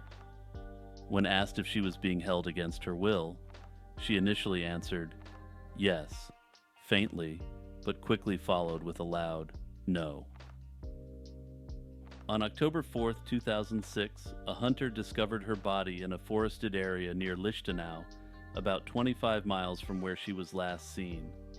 Her body was found still dressed in the clothes she had worn on the night she disappeared. However, her mobile phone, handbag, wallet, and wristwatch were missing. Due to the advanced state of decomposition, the cause and exact time of death could not be determined, though it was determined that this was not a recent event. The investigation into Frauke's disappearance and death involved extensive police work. Over 900 individuals connected to Frauke were questioned, and 5 initial suspects were identified. However, all were eventually cleared after providing convincing alibis. The police hypothesized that Frauke had been held captive in the Neheim area, where the text on the night of her disappearance originated from. The authorities speculated that the phone calls made from different locations in Paderborn were intended to mislead the investigation. Despite the efforts, no definitive motive or perpetrator was identified. The case received significant media attention in Germany. Despite the exposure and a reward offered for information leading to the resolution of the case, Frauke's slaying remains unsolved. Even years later, the case continues to draw public interest and efforts to solve it persist. In November 2022, police conducted searches based on an anonymous tip, but found no new evidence. The case is still open, and authorities hope that new information might eventually come to light, bringing closure to Frauke's family and friends. Tower Hill Road. Tower Hill Road, located in North Kingstown, Rhode Island, is the center of several eerie urban legends. These legends encompass a mix of ghostly apparitions, mysterious creatures, and unexplained phenomena, each adding to the road's reputation as a hotspot for paranormal activity. Tower Hill Road's history dates back to colonial times, serving as a significant route for early settlers. Over the centuries, it has witnessed numerous incidents, many of which have become the foundation for its haunted reputation. An older legend speaks of a ghostly carriage that can be seen traversing the road on foggy nights. This spectral carriage, often pulled by invisible or ghostly horses, is said to carry the spirits of a spectral family. According to local lore, those who see the carriage are warned of impending misfortune. This tale has been passed down through generations, adding to the road's disturbing reputation. One of the most persistent legends involves the ghostly figures of children seen playing along the road. These apparitions are often described as wearing old-fashioned clothing, suggesting they might be the spirits of children from the colonial period. Witnesses report seeing these children suddenly vanish when approached, leaving no trace behind. This phenomenon has led to numerous stories and speculations about their origins and the tragic events that might have led to their demises. Another strange entity reported on Tower Hill Road is the so-called man monkey, a creature that allegedly jumps between dimensions. This being, first sighted in the 1970s, has been described by witnesses as a large, hairy creature with glowing eyes.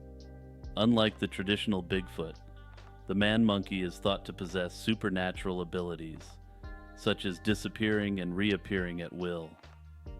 These sightings have continued sporadically, with the most recent reports coming from the early 2000s. The various legends surrounding Tower Hill Road have sparked numerous theories and speculations. Some believe the road's haunted nature is due to its proximity to ancient Native American burial grounds, suggesting that the disturbances might be the result of unrested spirits. Others propose that the area's dense woods and historical sites naturally lend themselves to ghost stories and paranormal sightings. Skeptics further argue that many of the sightings can be attributed to optical illusions, or the power of suggestion, or even mass hysteria surrounding the road. Shout out to Bob Loblong Esquire for bringing this case to my attention. Robert the Doll. Robert the Doll is an interesting haunted doll that has attracted significant attention in recent years.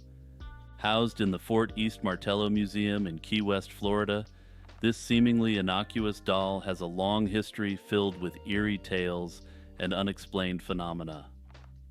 Robert the Doll was originally owned by Robert Eugene Otto, an eccentric artist from a prominent Key West family. The doll was created by the Steiff Company in Germany and given to Otto as a gift in 1904 by his grandfather during a trip to Germany. Otto quickly formed a deep attachment to the doll, even naming it after himself and referring to it in the first person as if it were alive. Also, for clarity's sake going forward, I will be referring to the doll as Robert, and the owner of the doll as Gene, his preferred name. The legends surrounding this sinister doll began early. According to local lore, a Bahamian servant girl, who was reportedly mistreated by the Otto family, cursed the doll with black magic. Soon after, strange events started to occur. Gene's parents would wake up to find their son screaming in the middle of the night, surrounded by overturned furniture, which Gene would blame on Robert. As Gene grew older, the doll's activities seemed to intensify. Visitors reported hearing giggles and seeing the doll's facial expressions change. The doll was also said to move on its own, from room to room, and even appear at windows. One notable story involves a plumber who was hired to do some work at the Otto family home. He claimed to hear children's laughter when no one else was present, and saw Robert move from one side of the room to the other. Objects that had been in the doll's lap were found on the other side of the room, seemingly thrown by an unseen force. After Gene's passing in 1974, the house, along with Robert, was sold to a woman named Myrtle Reuter. She kept Robert for 20 years, during which time she experienced similar strange occurrences, including Robert appearing and disappearing within the house. There are several theories about the nature of Robert the doll. Some believe it is possessed by a malevolent spirit, possibly linked to the magical practices of the mistreated Bahamian servant. Under this theory, she imbued Robert with some sort of curse or malevolent energy, allowing the doll to move and act of its own accord. Others think it could be a poltergeist activity, where Jean's emotional energy as a child somehow gave the doll life. Another theory suggests that the stories are a result of the power of suggestion. When people hear about Robert's supposed abilities, they may experience psychosomatic symptoms or attribute everyday mishaps to the doll's curse. In 1994, Myrtle Reuter donated Robert to the Fort East Martello Museum. Since then, the doll has become a somewhat popular tourist attraction. The museum receives numerous letters from visitors asking for forgiveness after allegedly experiencing misfortunes attributed to disrespecting the doll. Museum staff and visitors often report strange phenomena, such as cameras malfunctioning, objects moving on their own, and eerie feelings around the doll. Some even claim to have seen Robert's chest moving as if he were breathing, though no video evidence exists to corroborate these claims. Robert the Doll's notoriety has spread beyond Key West. A series of low-budget British horror films loosely based on Robert's story began with the film Robert in 2015, followed by several sequels. Operation Beluga. In December 1984, local hunters discovered approximately 3,000 beluga whales trapped in a rapidly freezing strait near the Chukchi Peninsula, close to the Bering Sea. The whales were confined to small breathing holes, surrounded by thick ice that they could not break through. Initially, locals attempted to help by feeding the whales frozen fish and trying to keep the ice at bay. However, the ice continued to thicken, posing a severe threat to the whales' survival. The Soviet authorities responded by dispatching the icebreaker Moskva, a powerful vessel capable of breaking through thick ice. Moskva had been built in Finland and was one of the most formidable icebreakers of its time, featuring a robust diesel-electric power plant. Upon arriving, the crew of Moskva faced significant challenges. The ice was so thick that initial efforts to create a passage for the whales seemed futile. The captain, Anatoly Kovalenko, considered aborting the mission. However, seeing the dire situation of the whales, the crew decided to press on. They carved out large breathing holes to provide the whales with temporary relief and space to rest. A turning point in the operation came when someone recalled that marine mammals, including belugas, respond to music. The crew began playing various types of music through the ship's loudspeakers, experimenting with different genres. Classical music in particular seemed to attract the whales. The strategy involved playing music to lure the whales towards the open passages created by the icebreaker. Gradually, the whales started to follow Moskva, moving step by step towards open water. After weeks of persistent effort, Moskva's crew successfully led around 2,000 of the approximately 3,000 whales to safety. Several mysteries and theories surround the Operation Beluga. One question that remains is how the whales ended up in such large numbers in the strait. Some speculate they were chasing prey, such as cod, and got trapped by sudden ice formation. Another point of debate is the exact music played that attracted the whales. While some reports suggest Russian classical composers like Shostakovich and others, while others mention more modern Soviet pop tunes being used on the belugas. Personally, I prefer to believe that the beluga whales responded to the bland beats of Soviet pop. Not because they loved it, but because they wanted to figure out any way to get away from it. Also, perhaps I'm being overly harsh on Soviet pop, so let me know your favorite Soviet pop tunes in the comments. The Rolling Calf. The rolling calf is one of the most feared entities in Jamaican folklore. The rolling calf is said to be the spirit of a particularly wicked person, often a butcher or someone who was dishonest in their dealings. These spirits return to haunt the living, appearing as a large, terrifying calf-like creature that roams the countryside at night.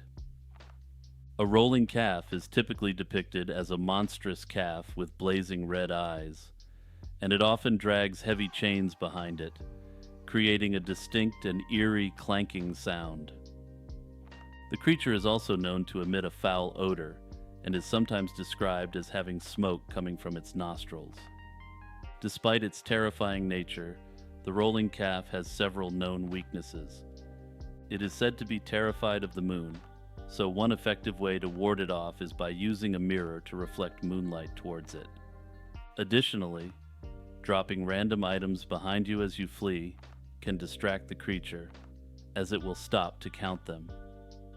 Another method involves using a whip to scare it away, as rolling calves are afraid of being whipped. It is said to reside in places like bamboo and cottonwood groves, caves, and abandoned houses, emerging on moonless nights to terrorize those who dare to venture out after dark. One particularly vivid story involves a man transporting molasses, only to have a rolling calf follow him, attracted by the sweet scent. The man managed to escape by whipping the creature, who fled while crying out in defeat. Various theories attempt to explain the phenomena associated with the rolling calf. Some suggest that it is a creature conjured up using dark magical powers to exact revenge on enemies. Others suggest that the creature is a form of cryptid or a misidentified animal. Still others suggest that it may be another form of paranormal phenomenon, such as an interdimensional entity or an extraterrestrial creature. The death of David Bacon. David Bacon, born Gaspar Griswold Bacon Jr. on March 24, 1914, was an American actor known for his brief career in Hollywood. Bacon hailed from a prominent family in Massachusetts. His grandfather, Robert Bacon, was a financier and U.S. ambassador, while his father, Gaspar Bacon Sr., was Massachusetts' lieutenant governor. Despite his wealthy and politically connected background, Bacon chose to pursue a career in Hollywood rather than follow his family's footsteps into politics. Notably at the time, this was considered extremely improper for someone of David Bacon's social background and societal status. Bacon's journey into acting began in the early 1930s, performing in summer stock theaters on Cape Cod, where he befriended future stars like James Stewart and Henry Fonda. In 1942, Bacon married Austrian singer and actress Greta Keller. Bacon's career received a significant boost when he was discovered by Howard Hughes, who signed him to an exclusive contract. Though Bacon initially screen tested for a starring role in what was slated to be a major film called The Outlaw, Hughes ultimately cast him in smaller roles. His most notable role was in the Republic Pictures serial The Masked Marvel, where he played a member of a team fighting Japanese spies during World War II. On September 12, 1943, Bacon's life came to a tragic and mysterious end. Witnesses reported seeing him driving erratically before his car crashed in Venice, California. Bacon stumbled out of the vehicle, suffering from a small wound on his back, and collapsed. His last words to bystanders were a plea for help before he passed away. The subsequent investigation revealed few meaningful clues. Bacon's car contained a camera with undeveloped film showing only one photo of him, fully unclothed, on a beach, a wallet, and a sweater not belonging to him. Bacon's wife, Greta Keller, was devastated by his passing and later suffered a miscarriage. She suggested that Howard Hughes, the billionaire aviator and Hollywood producer who discovered Bacon, might have been involved due to a rumored romantic relationship between them. This theory posits that the relationship might have soured, leading to a fatal confrontation. However, these claims remained entirely speculative, and Hughes was known for his numerous affairs, all of which were with women, casting doubt on this theory's credibility. Another theory suggests that Bacon was a victim of a blackmail attempt gone sideways. Given the atmosphere of 1940s Hollywood, Bacon's orientation could have made him a target for blackmailers. This theory is supported by the fact that Bacon was living a double life, married to Keller while allegedly involved in same-sex relationships. The scenario of a blackmail scheme escalating into violence seems plausible in this context. Another theory is that Bacon might have picked up a hitchhiker who turned violent. Witnesses had seen Bacon with a man shortly before his demise. This unidentified individual could have attacked Bacon in the car, leading to his fatal injury. The fact that no substantial evidence was found to confirm this theory leaves it as one of many possibilities. The navy blue sweater found in Bacon's car, along with the camera containing a single photo of him, has fueled speculation. The sweater, which did not belong to Bacon, suggests the presence of another person. The photo implies a private moment, potentially with someone Bacon trusted, adding an intimate and possibly incriminating dimension to the events leading up to his demise. Despite numerous theories, no one was ever charged, and the case remains a mystery till this day. Shout out to Discord community member D. Dodge Silver for this great suggestion. The death of Jenny Lo Chang. Jenny Lo Chang, a 19-year-old student at San Francisco State University, disappeared on the evening of September 11, 1977. She left her dormitory around 6 p.m., heading to a study session in the J. Paul Leonard Library. When her roommate noticed her absence the following morning, she reported it to the authorities. Jenny's body was discovered a few hours later in a locked reading room on the library's 4th floor. The condition of the room and her body indicated a violent struggle had taken place. Over 200 staff members and 1,200 faculty members had access to keys and coded cards that could unlock the room where she was found, complicating the investigation. The only individuals questioned were a campus security guard and a faculty member, strongly suggesting that the initial investigation was not carried out properly. One popular theory suggests the involvement of the notorious Zodiac Killer, given the geographical and chronological proximity of his activities. However, no substantial evidence that is publicly known supports this theory. Another theory posits the involvement of Rodney Alcala, a convicted serial wrongdoer active around the same period. This theory also lacks concrete evidence, but has gained traction due to the similarities in the modus operandi. The investigation into Jenny's demise was fraught with challenges. Advanced decomposition of her body hampered forensic analysis, making it difficult to establish a precise cause of her passing. The scene itself, described as chaotic with broken furniture and scattered personal items, suggested a violent confrontation. The locked state of the room upon discovery led investigators to conclude that Jenny must have entered with someone she trusted, who had access to a key to the room. Despite numerous efforts, the case has long gone cold, with few meaningful leads ever generated. The Erdington slayings. In the quiet suburb of Erdington, Birmingham, 2 chillingly similar events occurred, separated by 157 years. The first incident dates back to May 27, 1817, when Mary Ashford, a 20-year-old woman, was found lifeless in a flooded sandpit. Mary had spent the previous evening dancing at the Tyburn House Inn with friends, including a young man named Abraham Thornton. After the dance, she parted ways with her friend and was last seen alive in the early hours of the morning. Later, Abraham Thornton admitted to having been with Mary, but insisted their interactions were consensual.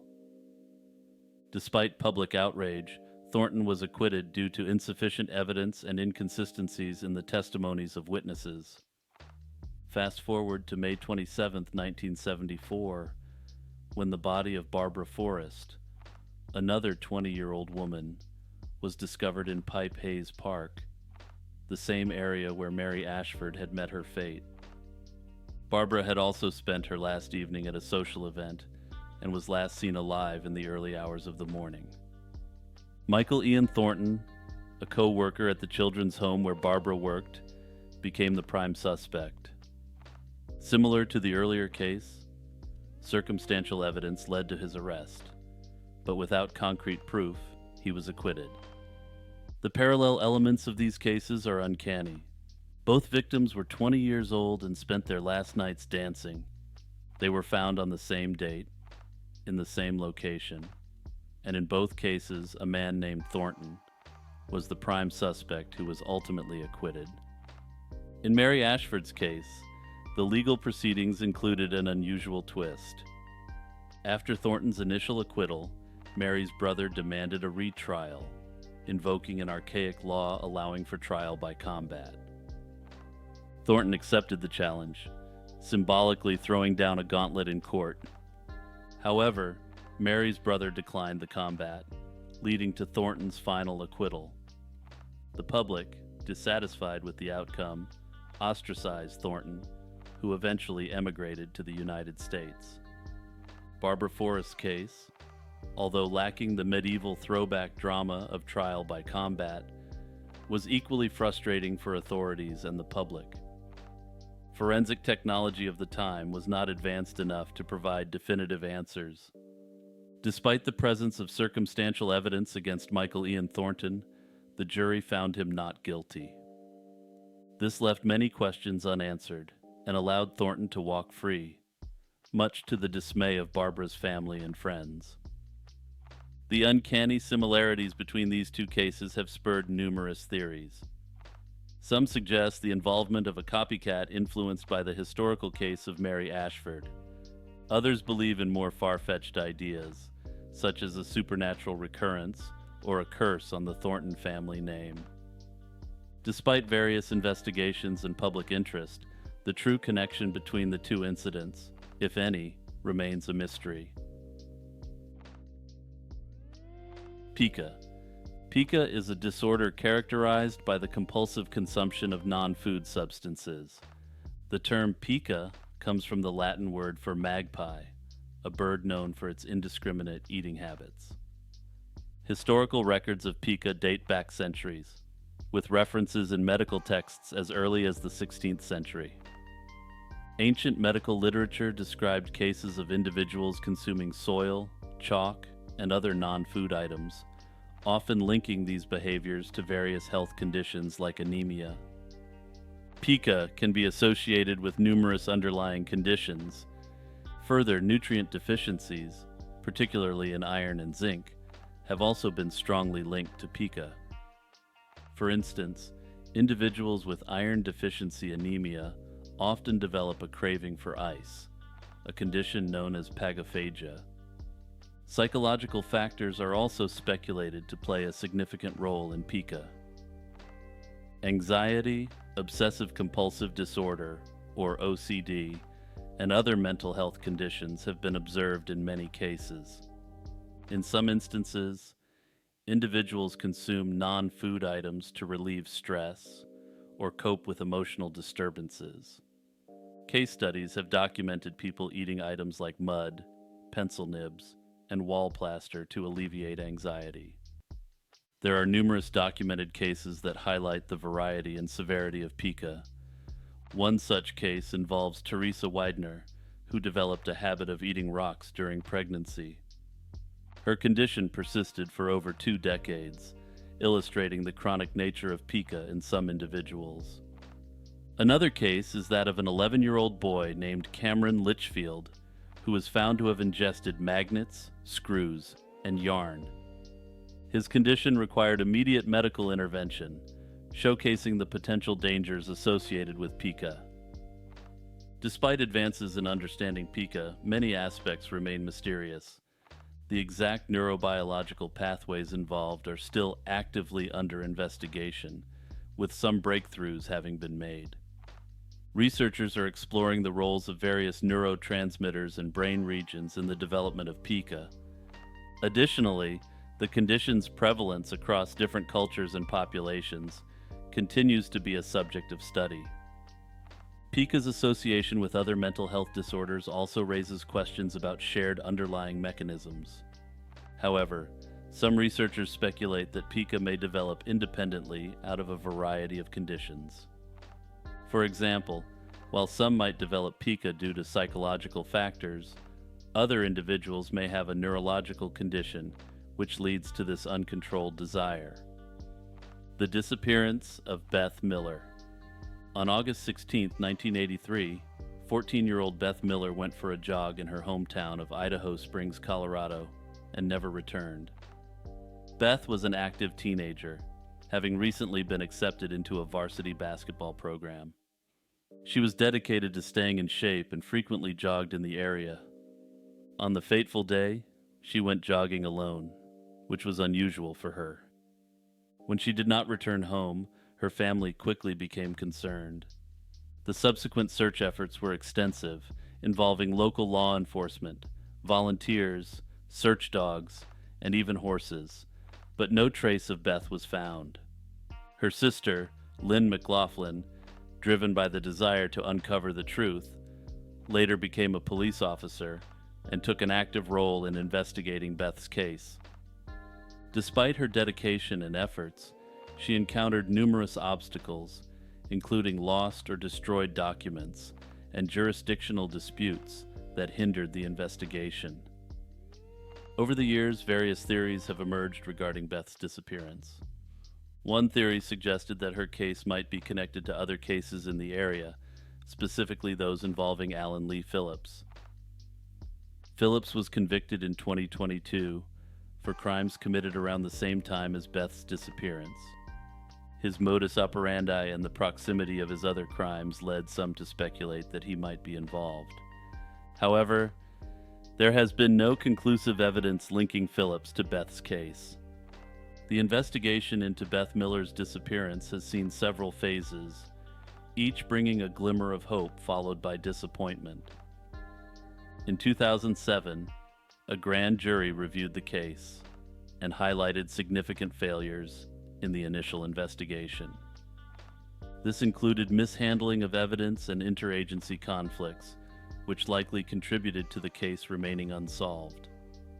Despite the passage of time, Beth's family has never given up hope.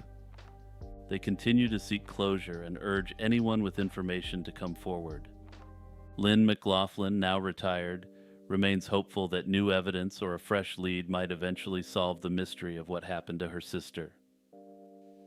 The secret cow level in Diablo 1. The rumor of a secret cow level in the original Diablo game is one of the most well-known urban legends in video game history, originating from the game's release in 1996. Despite the absence of any such level in the original game, fans speculated that repeatedly clicking on the cows in Tristram would open a portal to a hidden cow level. Other methods for unlocking the secret cow level circulated around high schools, colleges, gaming magazines, and internet forums. These methods for unlocking the level often involved convoluted steps, which would have required an immense amount of time and effort to test. Blizzard Entertainment, the developer, decided to acknowledge and feed into this rumor in a subtle way. The first official nod to the cow level came in Diablo Hellfire, an expansion released in 1997.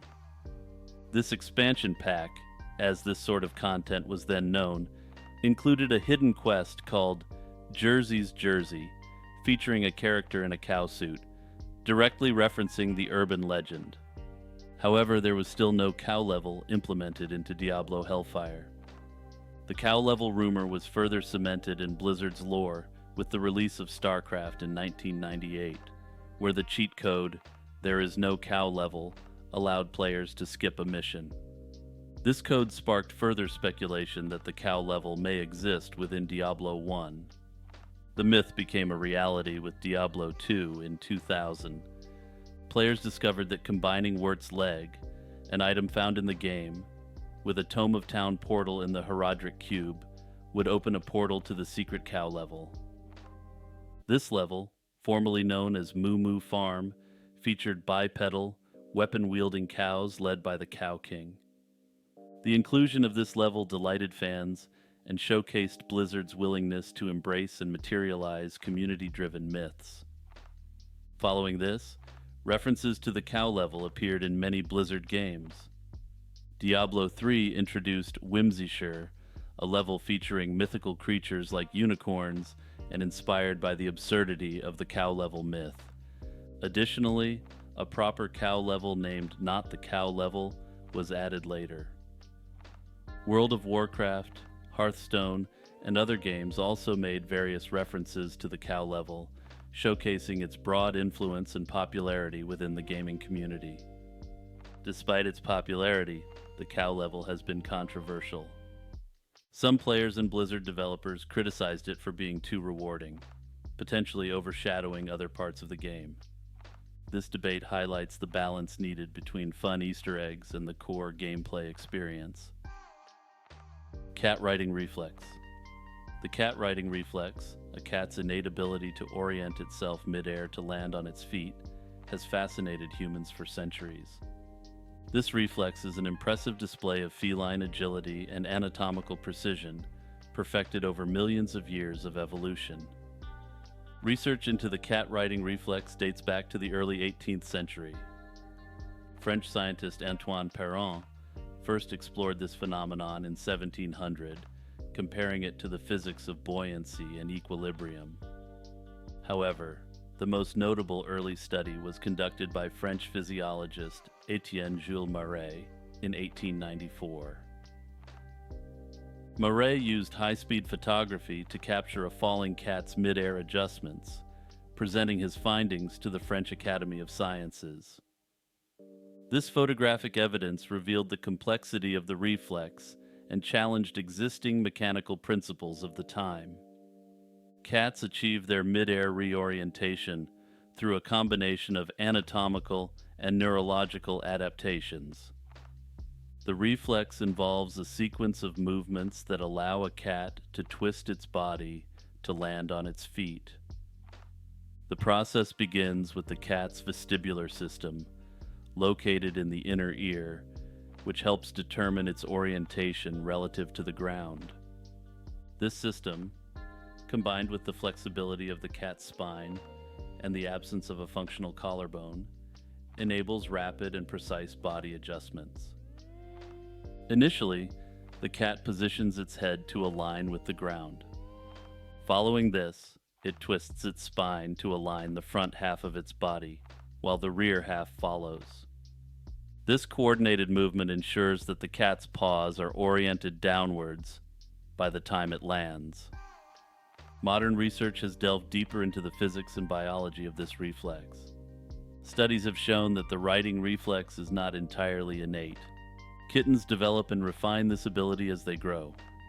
For instance, experiments in near-zero gravity conditions revealed that adult cats could right themselves, but newborn kittens could not.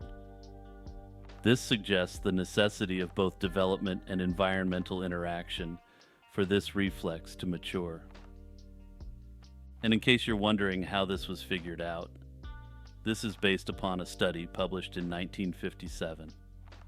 For this study, the U.S. Air Force put both adult cats and kittens in a simulated near-zero gravity environment on a high-altitude plane to study this effect. But I digress. Further studies also indicate that the height from which a cat falls affects the effectiveness of the riding reflex. Cats falling from greater heights paradoxically tend to suffer fewer injuries than those falling from lower heights. However, this is due to their ability to reach terminal velocity and better position themselves to absorb the impact when falling from higher heights. Despite extensive research, some aspects of the cat riding reflex remain mysterious. One intriguing question is how cats maintain such precise control over their movements in complete darkness. Some theories suggest that the cat's brain can store information about its orientation before the fall, allowing it to make necessary adjustments even without visual input. However, this is somewhat questionable as this has been observed even in blind cats. Another area of interest is the reflex's evolutionary origins. While the exact evolutionary path is unclear, it is likely that this ability evolved to aid survival in tree-rich environments, where falling from trees was a common risk. This theory is supported by the fact that other animals, such as squirrels, exhibit similar righting reflexes, presumably for similar survival advantages. There are numerous accounts of cats surviving seemingly impossible falls, adding to the lore of their righting reflex. For instance, a cat named Sabrina fell 32 stories from a high-rise apartment in New York City and survived with only minor injuries, highlighting the incredible effectiveness of this reflex. Mirror, mirror on the wall. This is an example of a Mandela effect where many people remember this famous line incorrectly. Originating from Snow White and the Seven Dwarfs, the line in question is often remembered as "Mirror, mirror on the wall, who is the fairest of them all?" However, the actual line from the 1937 film is "Magic mirror on the wall, who is the fairest one of all?" This discrepancy has puzzled many and led to widespread discussions about memory and reality. The concept of the Mandela effect is a collective, presumably false memory, where large groups of people remember events or details differently from how they occurred. In the case of the mirror, mirror quote, the confusion arises from multiple sources. The famous line, "Mirror, mirror," actually comes from the original Brothers Grimm fairy tale, Snow White, where the phrase was Spieglein, Spieglein an der Wand in German. This translates to "Mirror, mirror on the wall," or less poetically, but more literally, little mirror on the wall" in English. When Disney adapted the story, they changed the line to "Magic mirror on the wall." This change, however, did not stop many people from remembering it as "Mirror, mirror," possibly due to the influence of the original tale and its repeated references in popular culture. Notably, this ran against the convention of translation of the story at that time, and many people were already familiar with the mirror, mirror version from the fairy tale. The Mandela effect suggests that such collective misrememberings could be due to a variety of factors. Psychological explanations include the idea that memory is reconstructive rather than reproductive. This means that when people recall memories, they reconstruct them from various pieces of information, which can sometimes lead to inaccuracies.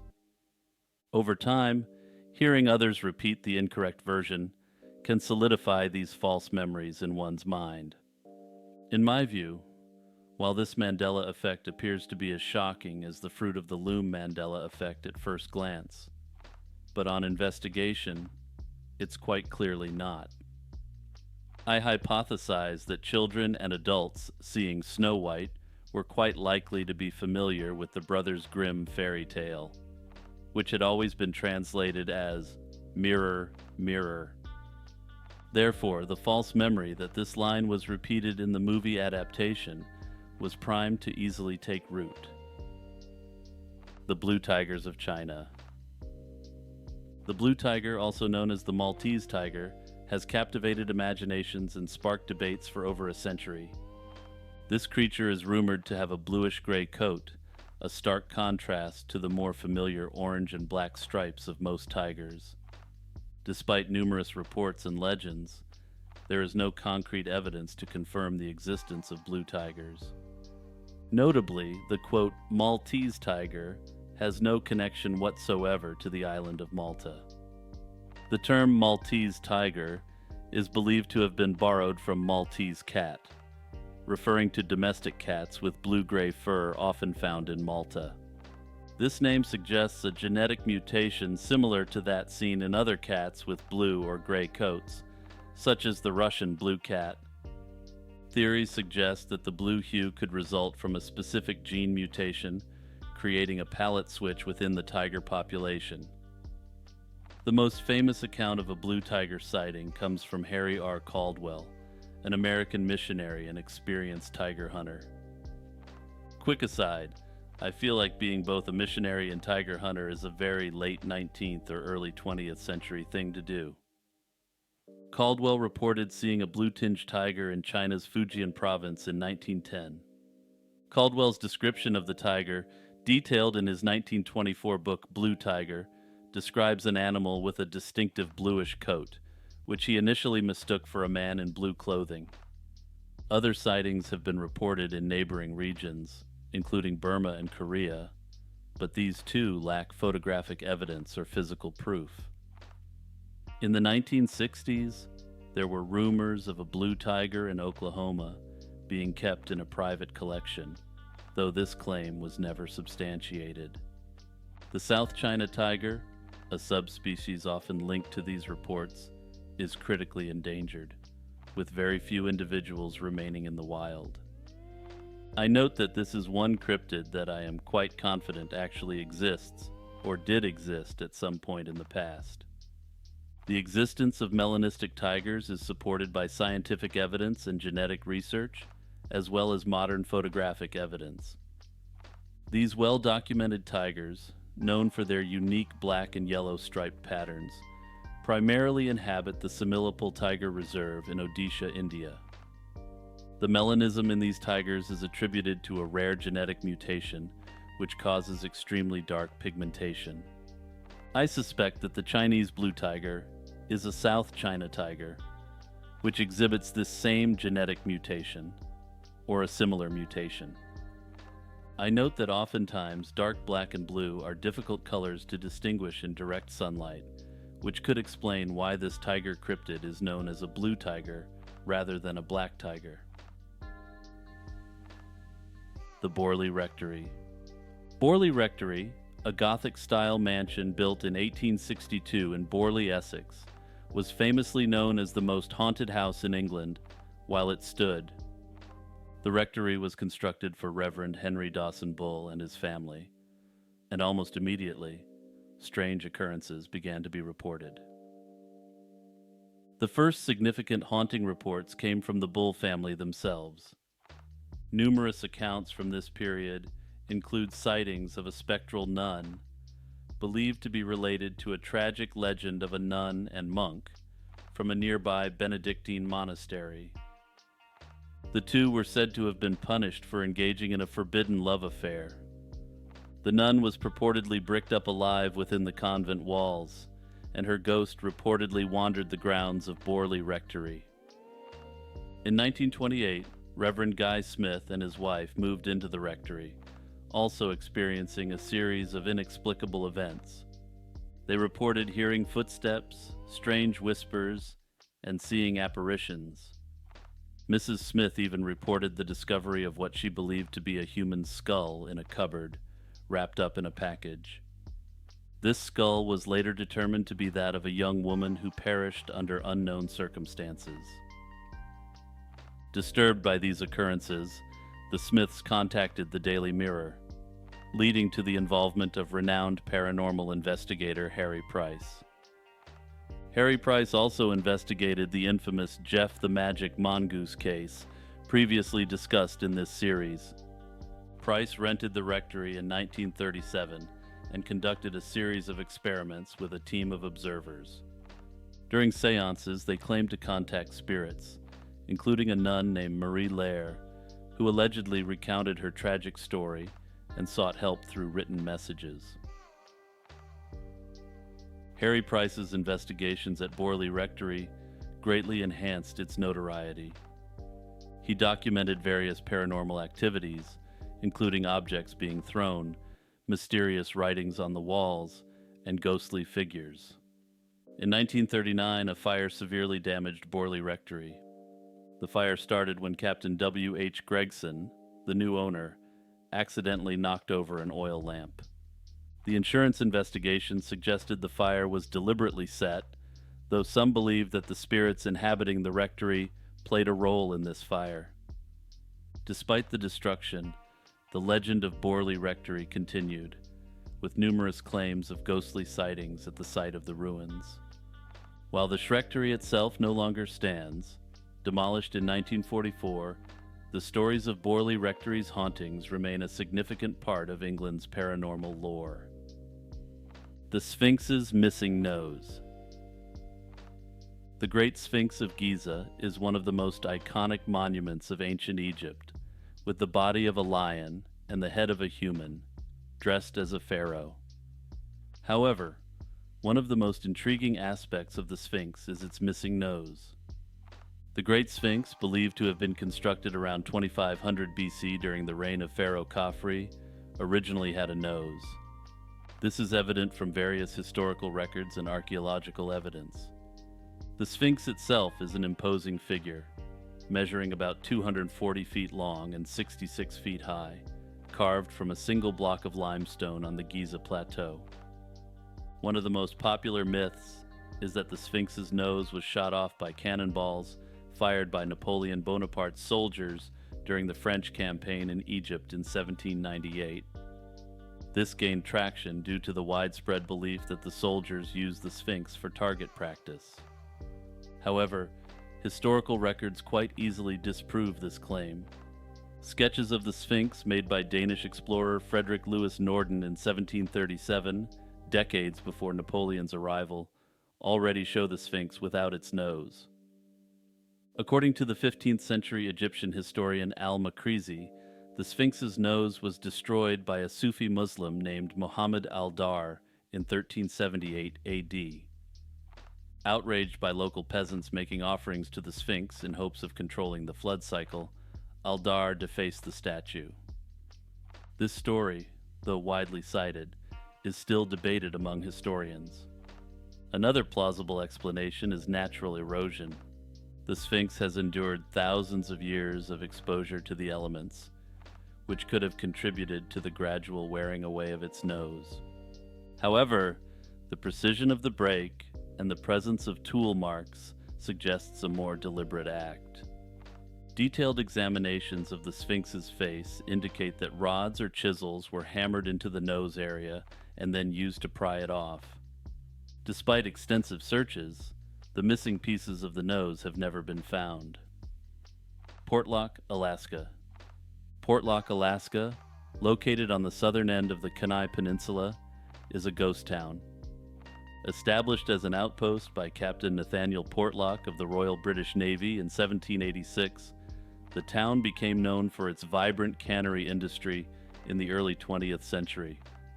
The town's eerie history is marked by numerous strange events and disappearances that led to its eventual abandonment. The first significant incident occurred in 1905 when Aleut workers abruptly left their cannery jobs due to an unexplained presence in the woods. Despite returning the following year, the atmosphere of fear and unease persisted.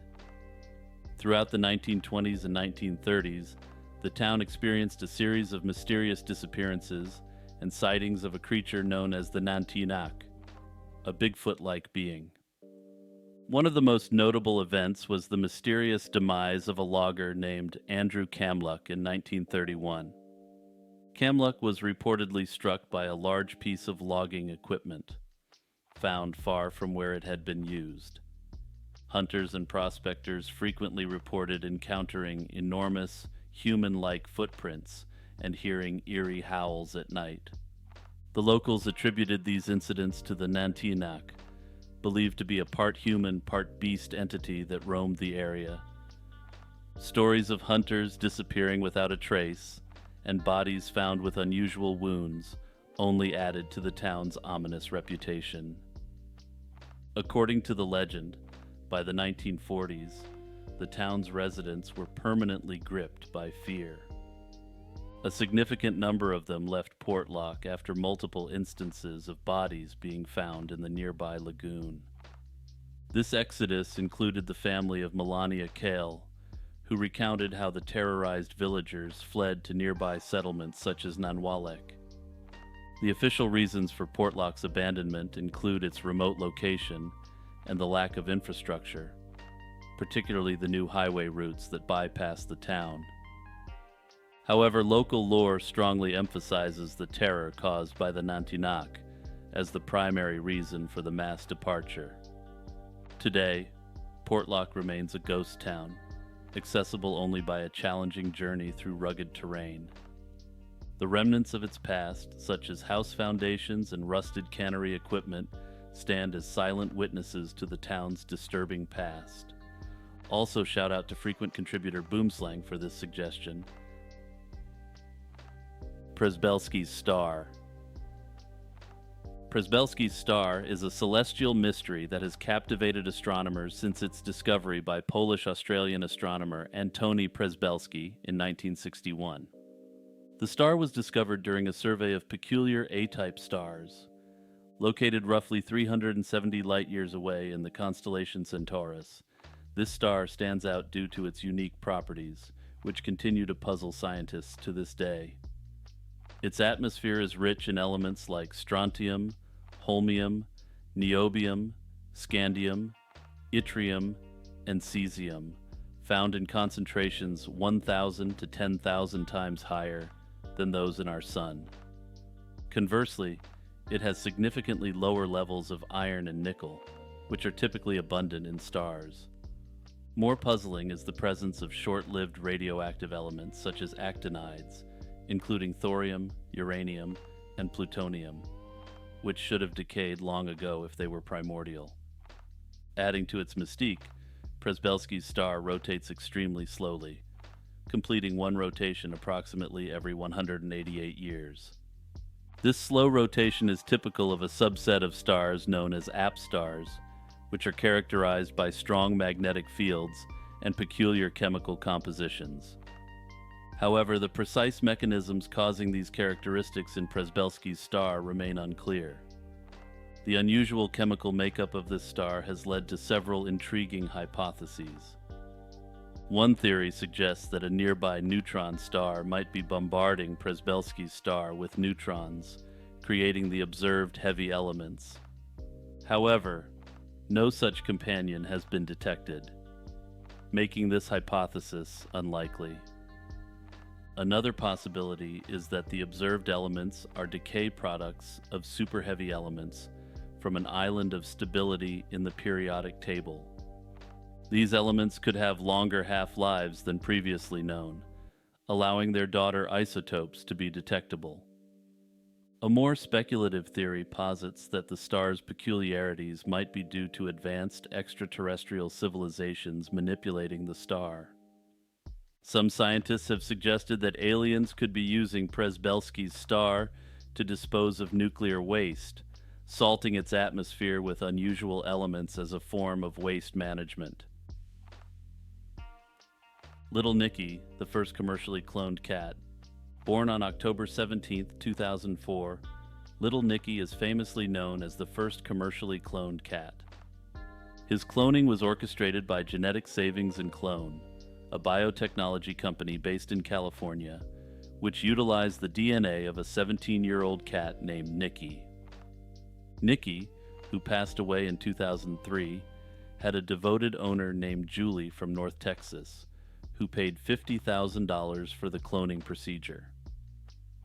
Julie's decision to clone Nicky stemmed from her deep attachment to her cat and the desire to preserve his memory through an identical genetic replica. The method was developed and perfected through a collaboration between Genetic Savings and Clone and Texas A&M University. This university had previously achieved the first successful cat cloning in 2001 with a cat named CC, which was short for copycat rather than carbon copy. Julie reported that Little Nicky shared many physical and behavioral characteristics with the original Nicky, reinforcing her belief in the success of the cloning process. However, Little Nicky experienced various health issues throughout his life, which were not conclusively linked to the cloning procedure. Despite these challenges, Julie remained satisfied with the outcome. appreciating the continuity that Little Nicky provided. The creation of Little Nicky sparked significant ethical debates at the time. Critics, including organizations like the Humane Society, argued that the resources spent on cloning could be better utilized for the care of existing animals in shelters. These groups emphasized the importance of addressing the overpopulation of pets and supporting animal welfare initiatives instead of investing in cloning technologies. Genetic Savings and Clone offered pet cloning services through a program called the 9 Lives, which aimed to cater to pet owners willing to invest in cloning their beloved animals. Also, if I can just take a moment to insert a quick aside, it really seems like this entire company was fueled by clever wordplay, as much as a desire to clone animals. Despite the initial enthusiasm and media attention, the company closed in 2006 due to financial difficulties and the controversial nature of its services. Further, whether Nicky and Little Nicky are effectively the same cat or more akin to twins remains a controversial and open question. The hallucinatory voices that saved a woman's life. In the winter of 1984, a woman identified as AB experienced an unusual event when she began hearing voices that ultimately led to a life-saving medical diagnosis. AB, a healthy and ordinary resident of the UK, began hearing a distinct voice inside her head while reading at home. The voice, which claimed to be from former workers at the Children's Hospital, Great Ormond Street, told her she had a serious medical condition that required immediate attention. Despite having no symptoms, AB followed the voice's advice and requested a brain scan at a London hospital. The medical staff, though initially skeptical, agreed to perform the scan, which revealed a brain tumor and an inflamed brainstem. This early diagnosis allowed for timely surgery, saving her life. Remarkably, the voices ceased after the operation, and AB never heard them again. The case of AB raises fascinating questions about the nature of these hallucinatory voices and their origins. One prevalent theory is that the tumor itself may have caused the auditory hallucinations. This theory is supported by instances where brain abnormalities have led to similar experiences, suggesting that the brain can sometimes alert individuals to its own ailments. Dr. Ikechukwu Azuonye, a consultant psychiatrist, documented this case in the British Medical Journal. He explored the possibility that the tumor was influencing AB's perceptions, leading to the vivid and specific auditory hallucinations that prompted her to seek medical help. This case is particularly notable because the voices provided detailed and accurate information that AB could verify, lending credibility to the otherwise implausible scenario. Beyond the medical explanations, the story has also been discussed in the context of spiritual and supernatural phenomena. Some have speculated that AB might have experienced a form of divine intervention or guardian angels. However, according to skeptics, these interpretations remain speculative and lack scientific validation. The primary focus in the medical community remains on understanding the neurological and psychological mechanisms that could produce such precise and beneficial hallucinations. The phenomenon of hearing voices is not uncommon and can be associated with various psychological and neurological conditions. However, the specificity and accuracy of the voices in AB's case make it unique. Prosopagnosia. Prosopagnosia, commonly known as face blindness, is a neurological condition characterized by the inability to recognize faces. The term prosopagnosia was first coined by German neurologist Joachim Bodmer in 1947, although descriptions of the condition date back to the 19th century. Early reports by ophthalmologists in 1867 detailed individuals who lost their ability to recognize faces, setting the stage for later research. Surprisingly, Prosopagnosia affects approximately up to 2.5% of the population. Despite this relatively low prevalence, it has significant impacts on daily life, including social interactions and personal relationships. People with prosopagnosia struggle to recognize familiar faces, including those of family members and close friends, or even their own. They often rely on other cues such as voices, clothing, or distinctive features to identify individuals. This condition can also lead to social anxiety and difficulties in professional settings. This condition can be both acquired or congenital. Acquired prosopagnosia usually results from brain damage due to trauma, stroke, or certain neurological diseases. In contrast, congenital prosopagnosia is present from birth and affects individuals without any obvious brain injury or damage. Prosopagnosia manifests uniquely in different individuals. One notable case is that of the famous neurologist Oliver Sacks, who had congenital prosopagnosia. Despite his professional success, Sacks often recounted personal challenges, such as not recognizing familiar people in everyday situations. Another compelling story involves a woman who, following a head injury, could no longer recognize her own face in the mirror. Current theories about prosopagnosia suggest a combination of genetic and neurological factors. Studies involving brain scans show that individuals with prosopagnosia have less activity in areas thought to be associated with the recognition of faces. Don't forget to like, subscribe, and hit that notification bell. This really helps my channel grow and allows me to dedicate substantial time and effort to producing content. Also, don't forget to hit the share button if you know someone who might appreciate it. Make sure to check out the YouTube membership and Patreon. You can support my channel for as little as 99 cents a month. Shout out to my patrons Noah Schubert, Iced Mocha, Kurt the Squirt, Monoxide Wendigo, Jeffer Metcalf, Z-Volts, Director Delta, Unknown Delusions, Faye, Jack Russell, Boomslang, Spookiest Becky, Vespertine, Metanova, Will Roan, and Blasphemous. Big shout out to YouTube member Jordan All. Until next time, stay safe and healthy. Peace out, everyone.